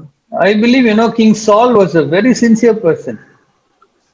சவுல் ராஜா மிகவும் ஒரு நேர்மையுள்ளவனா இருந்தான் என்று நான் நம்புகிறேன். And he didn't want to become the king. அவன் ராஜாவாய் மாற வேண்டும் என்று அவன் விரும்பவில்லை. He was so humble and he hid himself. அவன் மிகவும் தாழ்மையா இருந்தான். He hid himself. அவர் தன்னை மறைத்துக் கொண்டான். But there was that idol in his heart, for love for honor. ஆனாலும் அவனுடைய இருதயத்திலே கனத்தை தேடுகிறதான அந்த ஒரு விக்கிரகம் அவனுக்குள்ளாக இருந்தது. It didn't come out immediately. அவன் அதை விட்டு உடனடியாக வெளியே வரவில்லை. It was not revealed immediately. அது உடனடியாக வெளிப்படுத்தப்படவில்லை. In course of time, like Samuel told him wait for 7 days, but then he didn't wait, and then he sacrificed. அது நாட்கள் செல்ல செல்லத்தான் அவனுடைய இருதயத்தில் இருந்ததான அந்த கனத்தை தேடுகிற விக்கிரகம் வெளியே வந்தது. அதை நாம் சாமுவேல் அவனிடத்தில் 7 நாள் பொறுத்திரு என்று சொல்லும் பொழுது அவர் பொறுத்திருக்க கூடாதபடிக்கு பலி செலுத்த சென்று அதன் மூலமாக காரியங்கள் வெளிப்பட்டது. And then Samuel told him go and kill the Amalekites and all the cattle, everything belonging to Amalekites. But there he had the love for honor for man and for all the fat flock and the herd.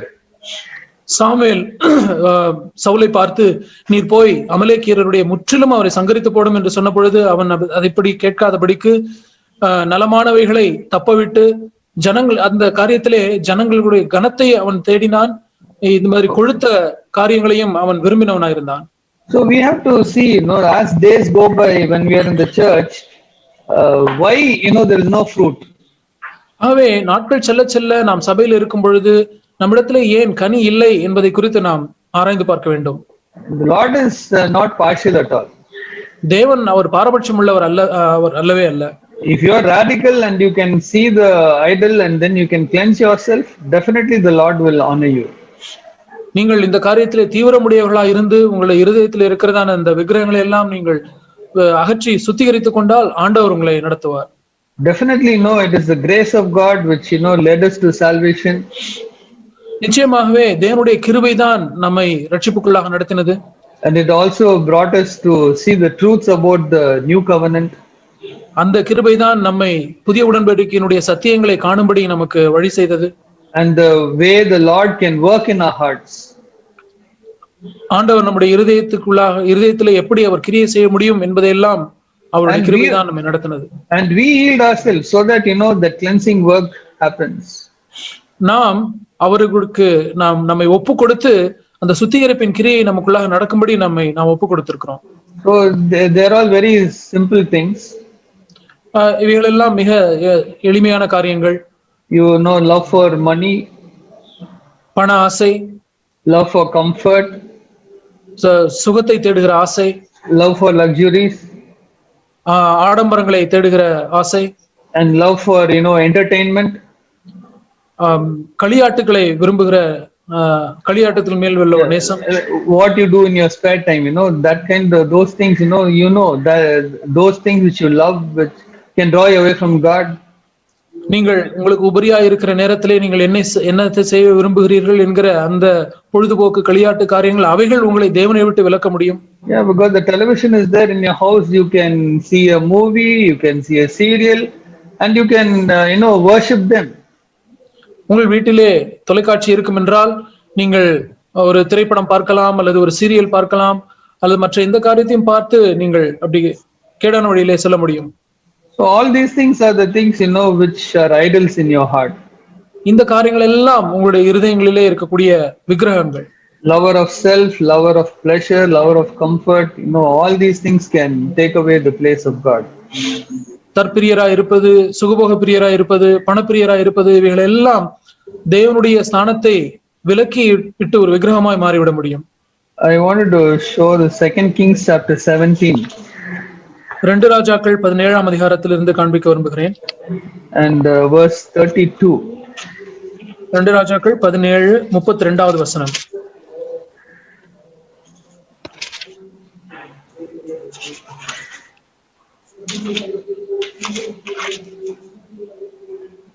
They feared the Lord and served their own gods according to the custom of the nations, from among whom they had been carried away into exile. அவர்கள் கர்த்தருக்கு பயந்ததுமன்றி மேடைகளில் உள்ள கோவில்களில் தங்களுக்காக ஆராதனை செய்கிறதற்கு தங்களுக்குள் ஈனமானவர்களை ஆசாரியர்களாகவும் ஏற்படுத்தினார்கள். So in English it says they feared the Lord and served their own gods. ஆங்கிலத்திலே அவர்கள் கர்த்தருக்கு பயந்தார்கள், ஆனாலும் தங்களுடைய சொந்த தெய்வங்களை வணங்கினார்கள். So you come into the church because you feared God. நீங்கள் சபைக்கு வருகிறீர்கள்.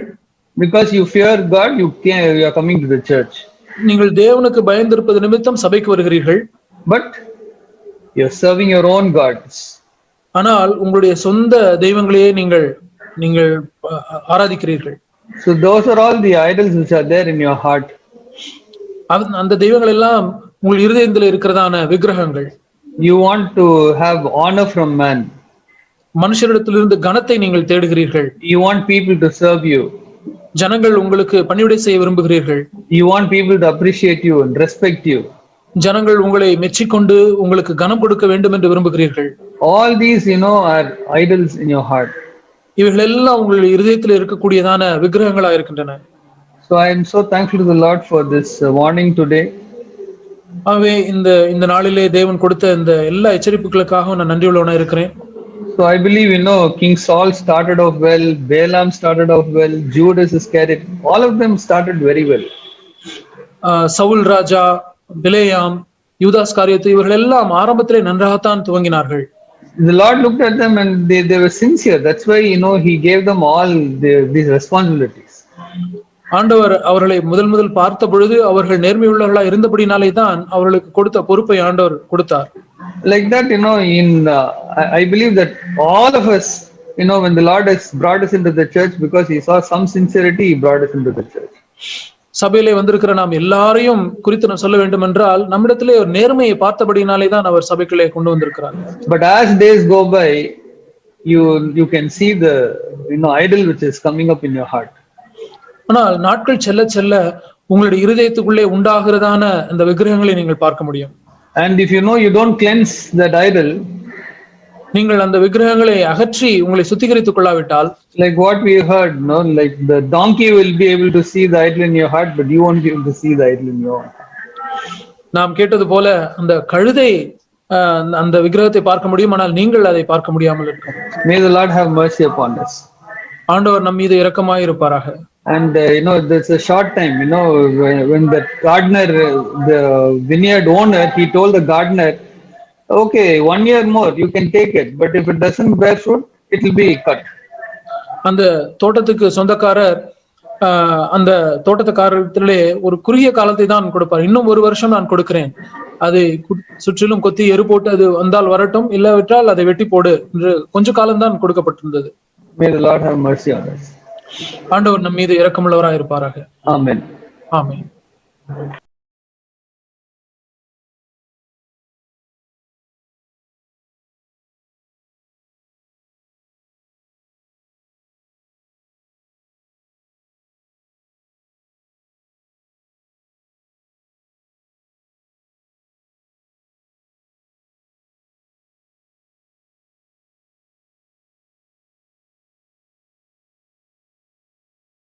தேவனுடைய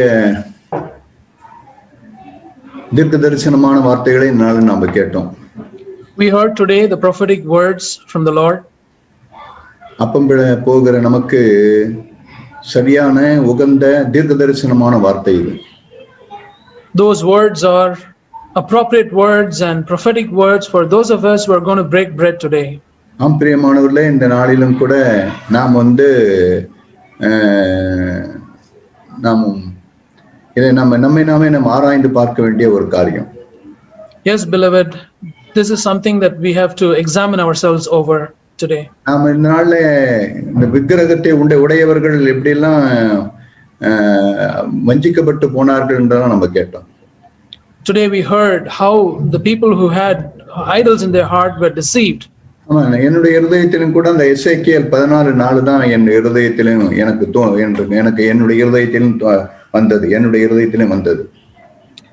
The same verse, Ezekiel 14 verse 4 is the same verse which came to my mind, my heart also. அவங்க இருதயத்தில் இருக்கிற அந்த விக்கிரகத்தின் திரட்சிக்கு தக்கதாக தான் தேவன் உங்களை ஒவ்வொருத்தரையும் வழி நடத்துகிறார். The Lord, would lead every one of them according to the view of the multitude of their idols. அவங்க இருதயத்துல எந்த விக்கிரகம் இருக்குன்னு ஆண்டவர் பார்த்துனே இருப்பார். The Lord would keep on looking at the kind of idols that they have in their hearts. எல்லா தீர்க்கதரிசிகளையும் பார்த்தீங்கன்னா ஒன்னே ஒண்ணுக்குதான் அவங்க சொல்லிட்டு அடிக்கடிக்கு அவங்க சொல்றதெல்லாம் விக்கிரகத்தை குறித்து தான் அவங்க ஜனங்களை கண்டித்து கொண்டே இருப்பாங்க. If you look at all the prophets, they would always be warning the people against idols. ஏசாயா 30ஆம் அதிகாரத்தை என்னோடு கூட நீங்க திருப்பிக் கொள்ளுங்க.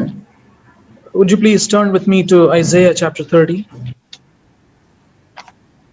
ஏசாயா 30ஆம் அதிகாரம் 19வது வசனத்தை நான் வாசிக்கிறேன். Isaiah chapter 30 verse 19. சீயோனை சேர்ந்த ஜனங்கள் எருசலேமில் வாசமாய் இருப்பார்கள். O people in Zion, inhabitant in Jerusalem. 20வது வசனம், உன் போதகர்கள் இனி ஒருபோதும் மறைந்திருக்க மாட்டார்கள், உன் கண்கள் உன் போதகர்களை காணும். Verse 20, the second part, he, your teacher, will no longer hide himself, but your eyes will behold your teacher. 21வது வசனம், நீங்கள் வலதுபுறமாய் சாயும் போதும் இடதுபுறமாய் சாயும் போதும் வழி இதுவே, இதிலே நடவுங்கள் என்று உங்களுக்கு பின்னாலே சொல்லும் வார்த்தை உங்கள் காதுகள் கேட்கும். Verse 21, your ears will hear a word behind you, this is the way, walk in it, whenever you turn to the right or to the left. இதெல்லாம் எப்ப என் போதகர்களை என் கண் ஒருபோதும் மறைந்திருக்க மாட்டார்கள். My teacher will no longer hide himself from me. When will these things happen? என் கண்கள் போதகர்களை காணும். My eyes will see my teachers.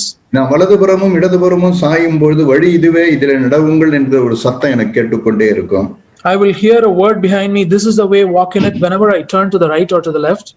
இது எப்ப நடக்கும்? When will these things happen? உன் சொருவங்களை மூடிய வெள்ளி தகட்டையும் உன் விக்கிரகங்களின் பொன் ஆடையாபரணத்தையும் தீட்டாக எண்ணி அவங்களை தீட்டுப்பட்ட வஸ்திரம் போல் எரிந்து விடும் போதுதான்.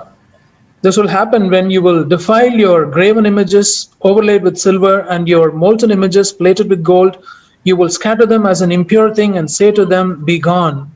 23வது வசனம் பாருங்க. Verse 23. அங்க என்ன எழுதிருக்குன்னா அப்பொழுது. It says then. அப்பொழுதுனா எப்பொழுது? Then means when will that happen? நான் என்னுடைய விக்கிரகத்தையும் அந்த பொன் ஆடையாபரணத்தையும் தீட்டாக எண்ணி அவைகளை தீட்டுப்பட்ட வஸ்திரம் போல நான் எரிந்து விடும்போதுதான் என் கண்கள் என் போதகரை காணும். When I consider the graven images overlaid with silver and images plated with gold, I consider them as an impure thing and say to them, be gone. Then my eyes will see my teachers. நான் வலதுபுறமோ இடதுபுறமோ சாயும் போது வழி இதுவே என்கிற ஒரு சத்தம் அப்பதான் என் காதுல கேட்கும். Only then my ears will hear the word which says, this is the way, walk in it, when I turn to the right or to the left. என் இருதயத்துல விக்கிரகம் இருக்கிற வரைக்கும் தேவன் பேசுகிறது எனக்கு கேட்கவே கேட்காது. As long as I have the idols in my heart, what the Lord speaks to me, my ears will never hear them. 100% நான் கேரண்டியா சொல்ல முடியும். உங்க இருதயத்துல என்னுடைய இருதயத்திலும் உங்களுடைய இருதயத்திலும் விக்கிரகம் இருக்கும் பொழுது ஒரு நாளும் தேவன் பேசவே மாட்டார். ஒரு நாளும். I can guarantee you 100% on this. As long as you have idols in your heart and my heart, whatever the Lord tries to speak to us, we will not hear them. 23ஆம் வசனம் என்ன எழுதப்பட்டு பாருங்க. See what verse 23 says. நீ நிலத்தில் விதைக்கும் உன் விதைக்கு அவர் மழையையும் நிலத்தின் பலனாகிய ஆகாரத்தையும் தருவார். Then he will give you rain for the seed which you sow in the ground and bread from the yield of the ground. அது கொழுமையும் புஷ்டியுமாய் இருக்கும். And it will be rich and plenteous. அக்காலத்திலே உன் ஆடு மாடுகள் விஸ்தாரமான மேய்ச்சலுள்ள ஸ்தலத்திலே மேயும். On that day your livestock will graze in a roomy pasture. நிலத்தை உழுகிற எருதுகளும் கழுதை மறிகளும் முரத்தினாலும் தூற்றுக்கூடையினாலும் தூற்றப்பட்ட ருசியுள்ள கப்பிகளை தின்னும். Also the oxen and the donkeys which work the ground will eat salted fodder which has been winnowed with shovel and fork. 25வது வசனம் பாருங்க. Verse 25. உயரமான சகல மலைகளின் மேலும் உயரமான சகல மேடுகளின் மேலும் ஆறுகளும் வாய்க்கால்களும் உண்டாகும். On every lofty mountain and on every high hill there will be streams running with water.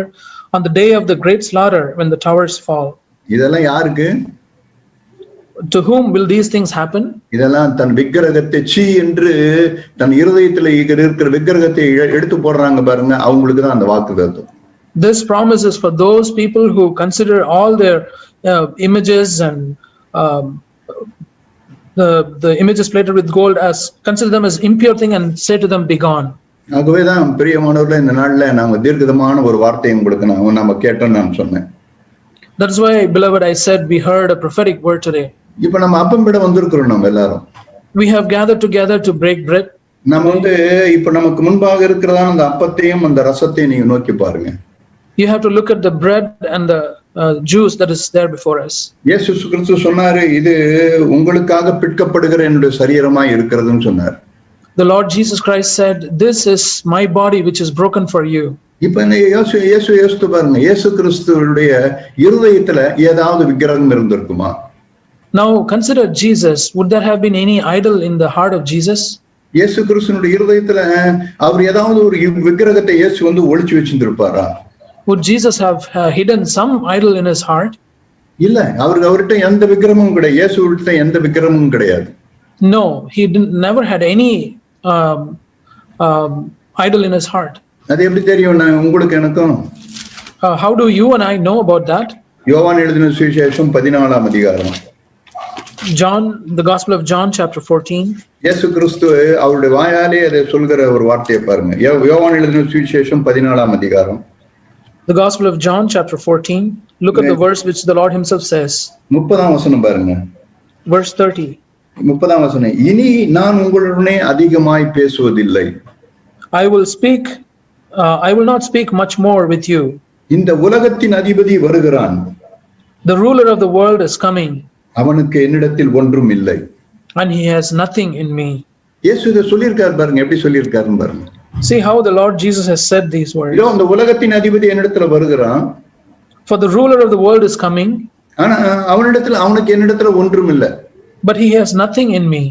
ஏன்? இயேசுவிடத்துல ஒரு விக்கிரகம் இல்லை. Because there was no idol in the Lord Jesus. அதனால அந்த உலகத்தின் அதிபதி வரும்போது அவனுக்கு இயேசுவிடத்துல அவர் பிடிக்கும்படிக்கோ இல்ல அவரிடத்துல ஏதாவது அவர் அவரை தன் கைக்குள்ள போடுறதுக்கு அவங்ககிட்ட எந்த சான்ஸும் இல்லை அவங்ககிட்ட. Because Jesus did not have any idol in his heart, when the ruler of the world, Satan, came to Jesus, there was nothing in Jesus that Satan could grab a hold of him and get a hold of him. இப்ப அப்பம்பிட வந்திருக்கிற நீங்களும் நானும் இப்ப பாருங்க, அவன் பிற்கப்பட போற அந்த அப்பம் உலகத்தின் அதிபதி என்னிடத்துல ஒன்றுமில்லை என்று சொன்ன அப்பம் சொன்ன இயேசுவர். You and I are gathered together to break bread. Look at that bread now. That bread is the one, the Lord Jesus Christ, who said, the ruler of the world comes to me and he has nothing in me. நான் சொல்றேன், இப்படி தன் இருதயத்துல விக்கிரகம் இல்லாத ஒரு ஆளை நீங்க அப்பம் விட்டீங்கன்னா அது உங்களுக்கு ஆசீர்வாதமா இருக்கும். நீங்கள் பாக்கியவான்களா இருப்பீங்க. Let me tell you this, if you are a person who does not have any idol in your heart and then you break bread today, then it will be good for you. ஏன்னா நான் பயப்படுறேன், இப்ப இந்த வார்த்தையை சொல்கிறதற்கு நான் பயப்படுகிறேன். Because I am afraid to say these words today. ஏன்னா நீங்க யூதாஸ் அப்படியே அவன் இதை தெரியாம இருதயத்துல விக்கிரகத்தை வச்சு அப்பத்தை விட்டுட்டான். The reason is because Judas, without realizing that he had idol in his heart, he took part in the breaking of the bread. அவன் யூதாஸ் கிட்ட அந்த விக்கிரகம் இல்லைன்னு சொல்லி அவன் அப்பத்தை விட்டு சாப்பிட்டிருந்தான்னா சாத்தான் இருதயத்தை நிரப்பி இருக்க மாட்டான். If Judas had taken part in the breaking of bread without any idol in his heart, Satan would not have filled his heart. அவன் அப்பம் விடும்போது யூதாஸ் எல்லா சீஷர்களும் இருந்தாங்க, ஆனா ஒரு சீஷன் கிட்ட கூட விக்கிரகம் இருதயத்துல ஒரு விக்கிரகமும் கிடையாது. When the disciples were breaking bread, all the disciples were there, and then in none of their hearts was even a single idol. ஆனா யூதாசுடைய இருதயத்துல மாத்திரம் ஒரு விக்கிரகத்தை அவன் ஒளிச்சு வச்சுக்கிட்டே இருந்தான் ரொம்ப நாள். But in the heart of Judas, he had been hiding one idol in his heart for a long time. ஆண்டவர் அநேக விதமாய் அவனுக்கு எத்தனையோ விதமாய் அவனுக்கு மறைமுகமாய் அவனுக்கு சொல்லி பார்த்தார். In so many different ways, in a hidden way, the Lord had been trying to convey that to him. ஆனா யூதாசுக்கு அந்த இருதயத்துல இருக்கிற அந்த விக்கிரகத்தை எடுத்து போட அவனுக்கு ஆர்வம் கிடையாது, அவனுக்கு மனதும் கிடையாது. But Judas never had any interest or willingness to take away the idol from his heart. அதனாலதான் நானும் இப்ப பயப்படுறவங்க எல்லாரையும் குறித்து. That is why I'm afraid, I'm fearful concerning all of you. இந்த அப்பத்தை நீங்க இப்படி அஜாக்கிரதையா நீங்க இந்த அப்பத்தை இன்னைக்கு பிட்டுருவீங்களோ எனக்கு ஒரு பயம் இருக்கு எனக்கு. I'm fearful if perhaps you would take part in this breaking of bread with an idol in your heart. இவ்வளவு தீர்க்கமான, இவ்வளவு வெளிப்படையாய், முகத்துக்கு முகமாய், நேருக்கு நேராய் தேவனை எழும்பி பேசியும் கூட உங்க இருதயத்தில் இருக்கிற விக்கிரகம் போலன்னு சொன்னா தயவு செய்து இந்த அப்பத்தை படாதீங்க. Even after the Lord having spoken to us face to face, prophetically, very clearly, and you are still not able to take the idol from your heart, I tell you, please don't take part in the breaking of bread. நீங்க சபையில நீங்க எத்தனை வருஷம் கூட நீங்க இருந்திருக்கலாம். You may have been in the church for so many years. ஆனா உங்க இருதயத்துல இன்னும் நீங்க விக்கிரகத்தை ஒளிச்சு வச்சு நீங்க அப்பத்தை பிடுறீங்கன்னு சொன்னா நான் சொல்றேன், ஜாக்கிரதையா இருந்து நீங்க பிடுங்க. But even though you're taking part in the breaking of bread with an idol in your heart, I tell you, beware. அது உங்களை மாத்திரமல்ல, உங்கள் சந்ததியும் அது தொடர்ந்து பிடிக்கிறதா மாறிடும். That will not only spoil you, it will pursue your generation, your descendants also. ஏன்னா வேதத்துல அப்படிதான் நாம் பார்க்கிறோம் நம்ம அநேக காரியத்தை. Because that is how we see in the scriptures in many cases. There was Gehazi.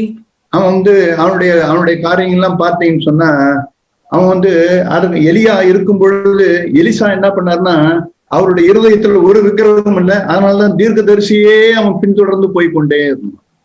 If you consider his life and also look at the life of Elisha, and Elisha did not have any idol in his heart, that is why he was able to follow his prophet Elijah. அவன் எலியாவை போல இரண்டு மடங்காய் அவன் பெற்றுக்கொண்டு தேவனுக்காக அக்கினியாய் எழும்பினான் Elisha. Elisha could rise as a fire for God, having received double portion of the Spirit of God which was on Elijah.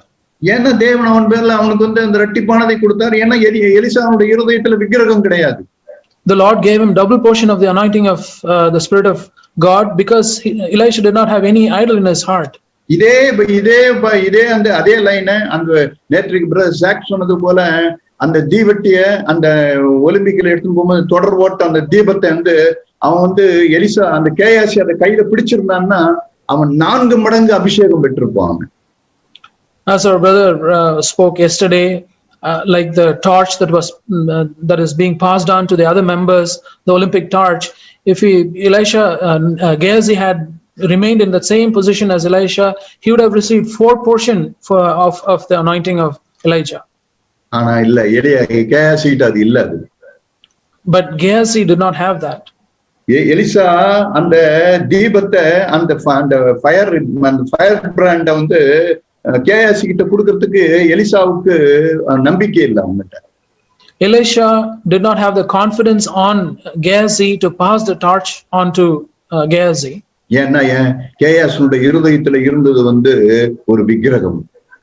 The reason was because there was what was in the heart of Gehazi was an idol. அதனால அவன் உடனே பாருங்க, அவன் இருதயத்துல இருந்தது நாகமானுடைய பொண்ணு பொருள், அவங்ககிட்ட இருக்கிற அதுதான் அவன் இருதயத்துல விக்கிரகமா இருந்தது Gehazi. The heart of Gehazi, the idol was the things that belonged to Naaman, the gold and the wealth and all the honor and the dresses. அவன் எலிசாவை போல எலியாவை எலியாவை எப்படி பின்தொடர்ந்து போனான், அது ஒரு இவன் எலிசாவை பின்தொடர இவனுக்கு மனசு இல்லாம போயிடுச்சு. Gehazi did not have the heart to follow after Elisha, just like Elisha had the heart to follow after Elijah. இதை நான் பேசும்போது நான் பயந்துதான் பேசுகிறோம் எல்லார்கிட்டையும். As I speak, I am fearful concerning all of you. ஏன்னா உங்க இருதயத்துல இப்படிப்பட்ட விக்கிரகம் ஒளிஞ்சிருக்கனால்தான் தேவன் இன்னைக்கு எக்ஸ்போஸ் பண்றாரு இது எல்லாவற்றையும். Because there are idols that are hidden in your heart, the Lord is exposing by speaking these words. இருதயத்தின் கசப்பு இருதயத்துக்கு மாத்திரம் தான் தெரியும். The bitterness of heart is known only to the heart. அந்நியன் அதற்கு உடந்தை ஆகவே மாட்டான். No other person will be a party to it. யாருக்கும் தெரியாது, எல்லாரையும் நம்ம ஏமாத்திடலாம். நம்ம we could fool everyone. சபையில் இருக்கிற மூப்பர்களை கூட ஏமாத்திடலாம். We could even fool the elders in the church. ஆனா என் இருதயத்துல ஒரு விக்கிரகம் அது உள்ள மறைஞ்சு கொண்டே இருக்கும்.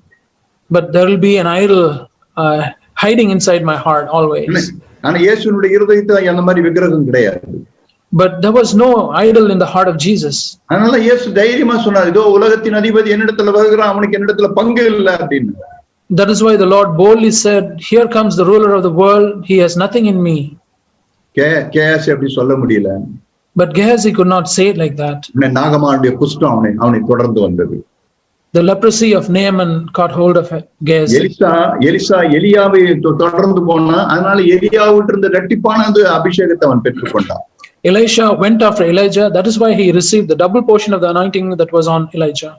ஆனா கேயாசி நாகமானை பின்தொடர்ந்து போனா, அதனால நாகமானிட்டு இருக்கிற குஷ்டத்தை தானும் பெற்றுக்கொண்டான், தன் சந்ததிகளுக்கும் வாங்கி கொடுத்தான்.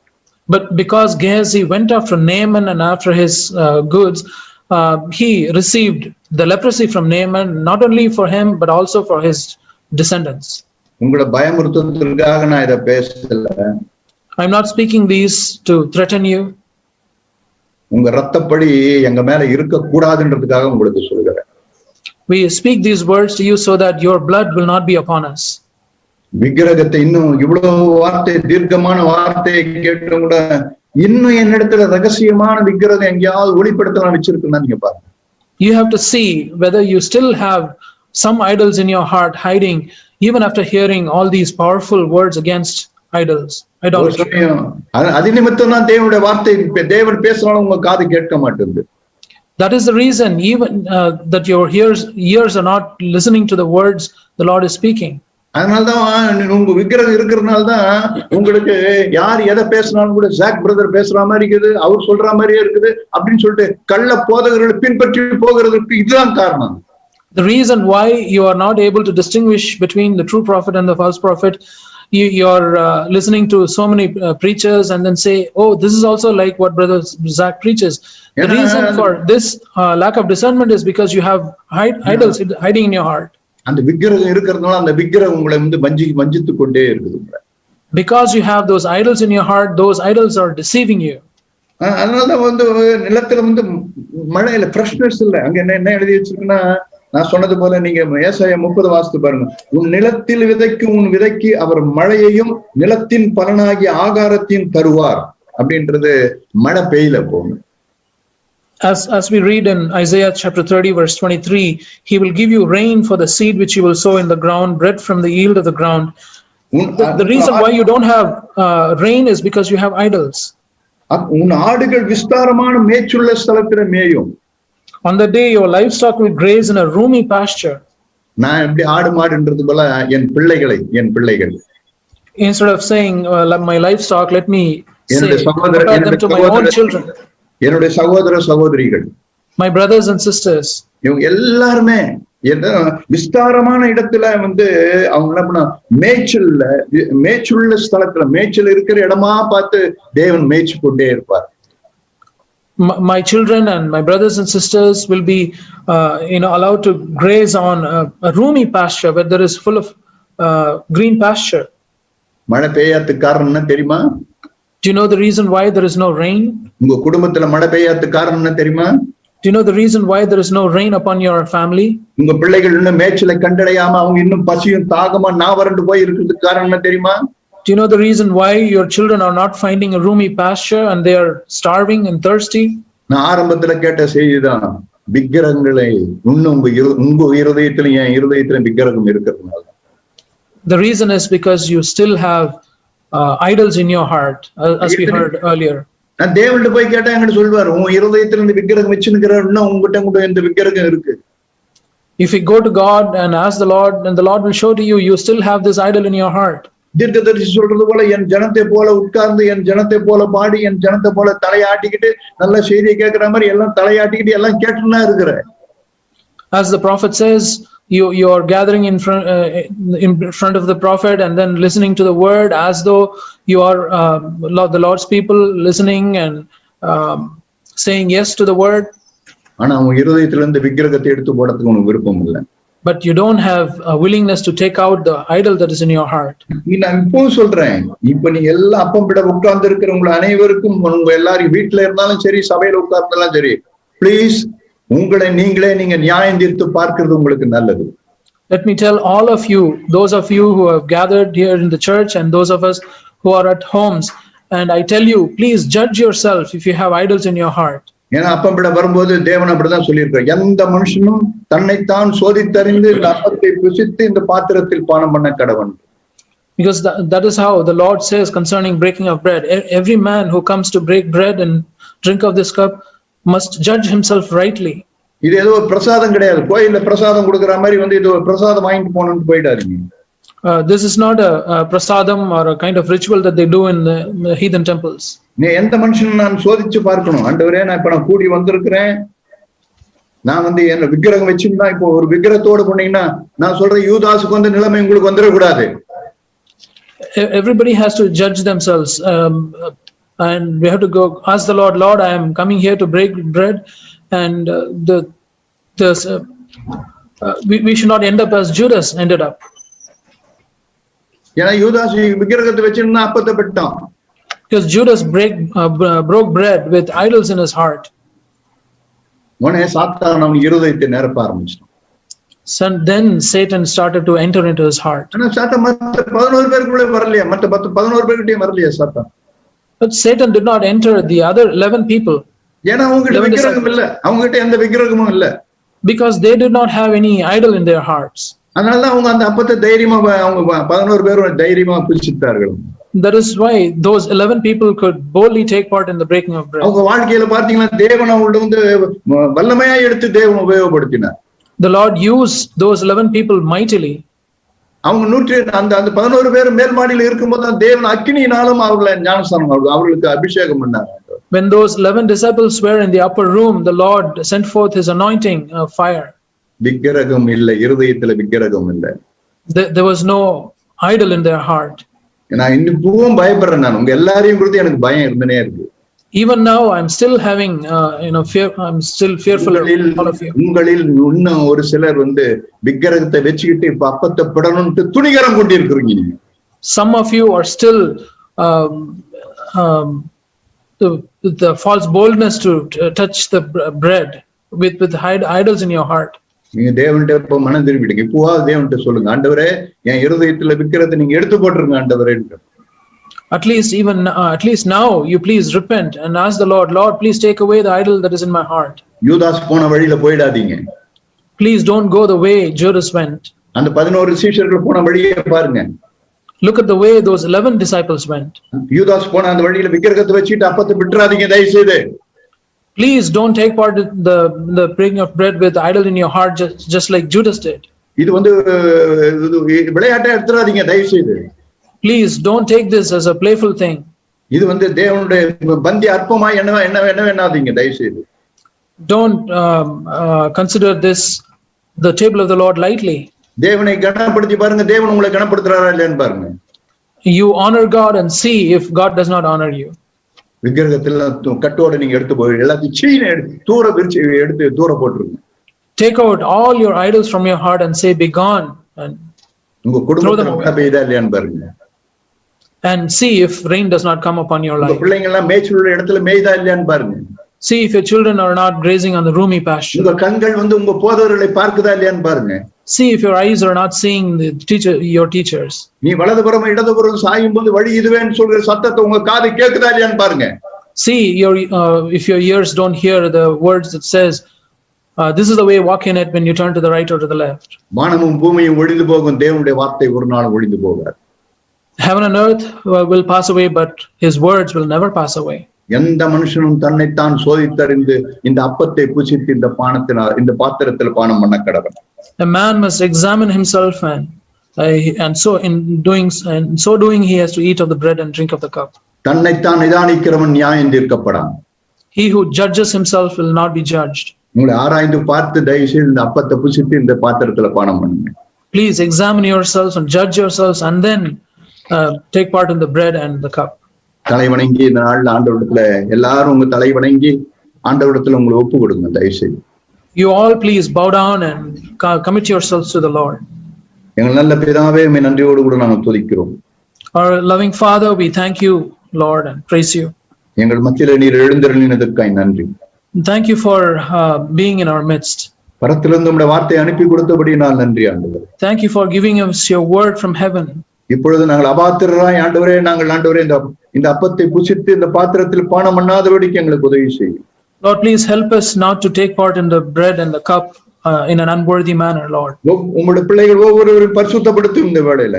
Lord, please sanctify every one of your children at this moment. இருதயத்தில் யாரெல்லாம் விக்கிரகத்தை எடுத்து போட்ட உம்முடைய பிள்ளைகளை நீர் அறிவீர் இந்த வேளையில. Lord, you know who the children who have taken out the idols from their heart at this moment, Lord. ஒவ்வொருவரும் ஆவியினால் நிரப்பியுள்ளோம். Lord, please fill each one of them with your spirit. இந்த அப்பத்தை இந்த ரசத்தை ஆசீர்வதித்து தாரும். Lord, please bless this bread and this cup. நீர் மகிமைப்படுங்க ஆண்டவரே. Lord, you be glorified. இயேசு கிறிஸ்துவின் நாமத்தில் பிதாவே. We pray in Jesus' name. Amen. Amen. நீங்க கூடி வந்திருக்கிற நீங்க யாரும் சபையில இருந்தாலும் சரி, நீங்க வீட்டுல இருந்தீங்கன்னாலும் இப்பொழுது நீங்கள் உங்களுக்கு கொடுக்கப்பட்ட அப்பத்தை புசித்து அந்த ரசத்தை நீங்கள் பானம் பண்ணும்படி அன்பாய் கேட்டுக்கொள்கிறோம். Those of you who have gathered in the church physically and those of us who are at home, I request you to please eat the bread and drink the juice. கர்த்தர் உங்களோடு கூட இருப்பாராக. May the Lord be with you. Amen. Amen.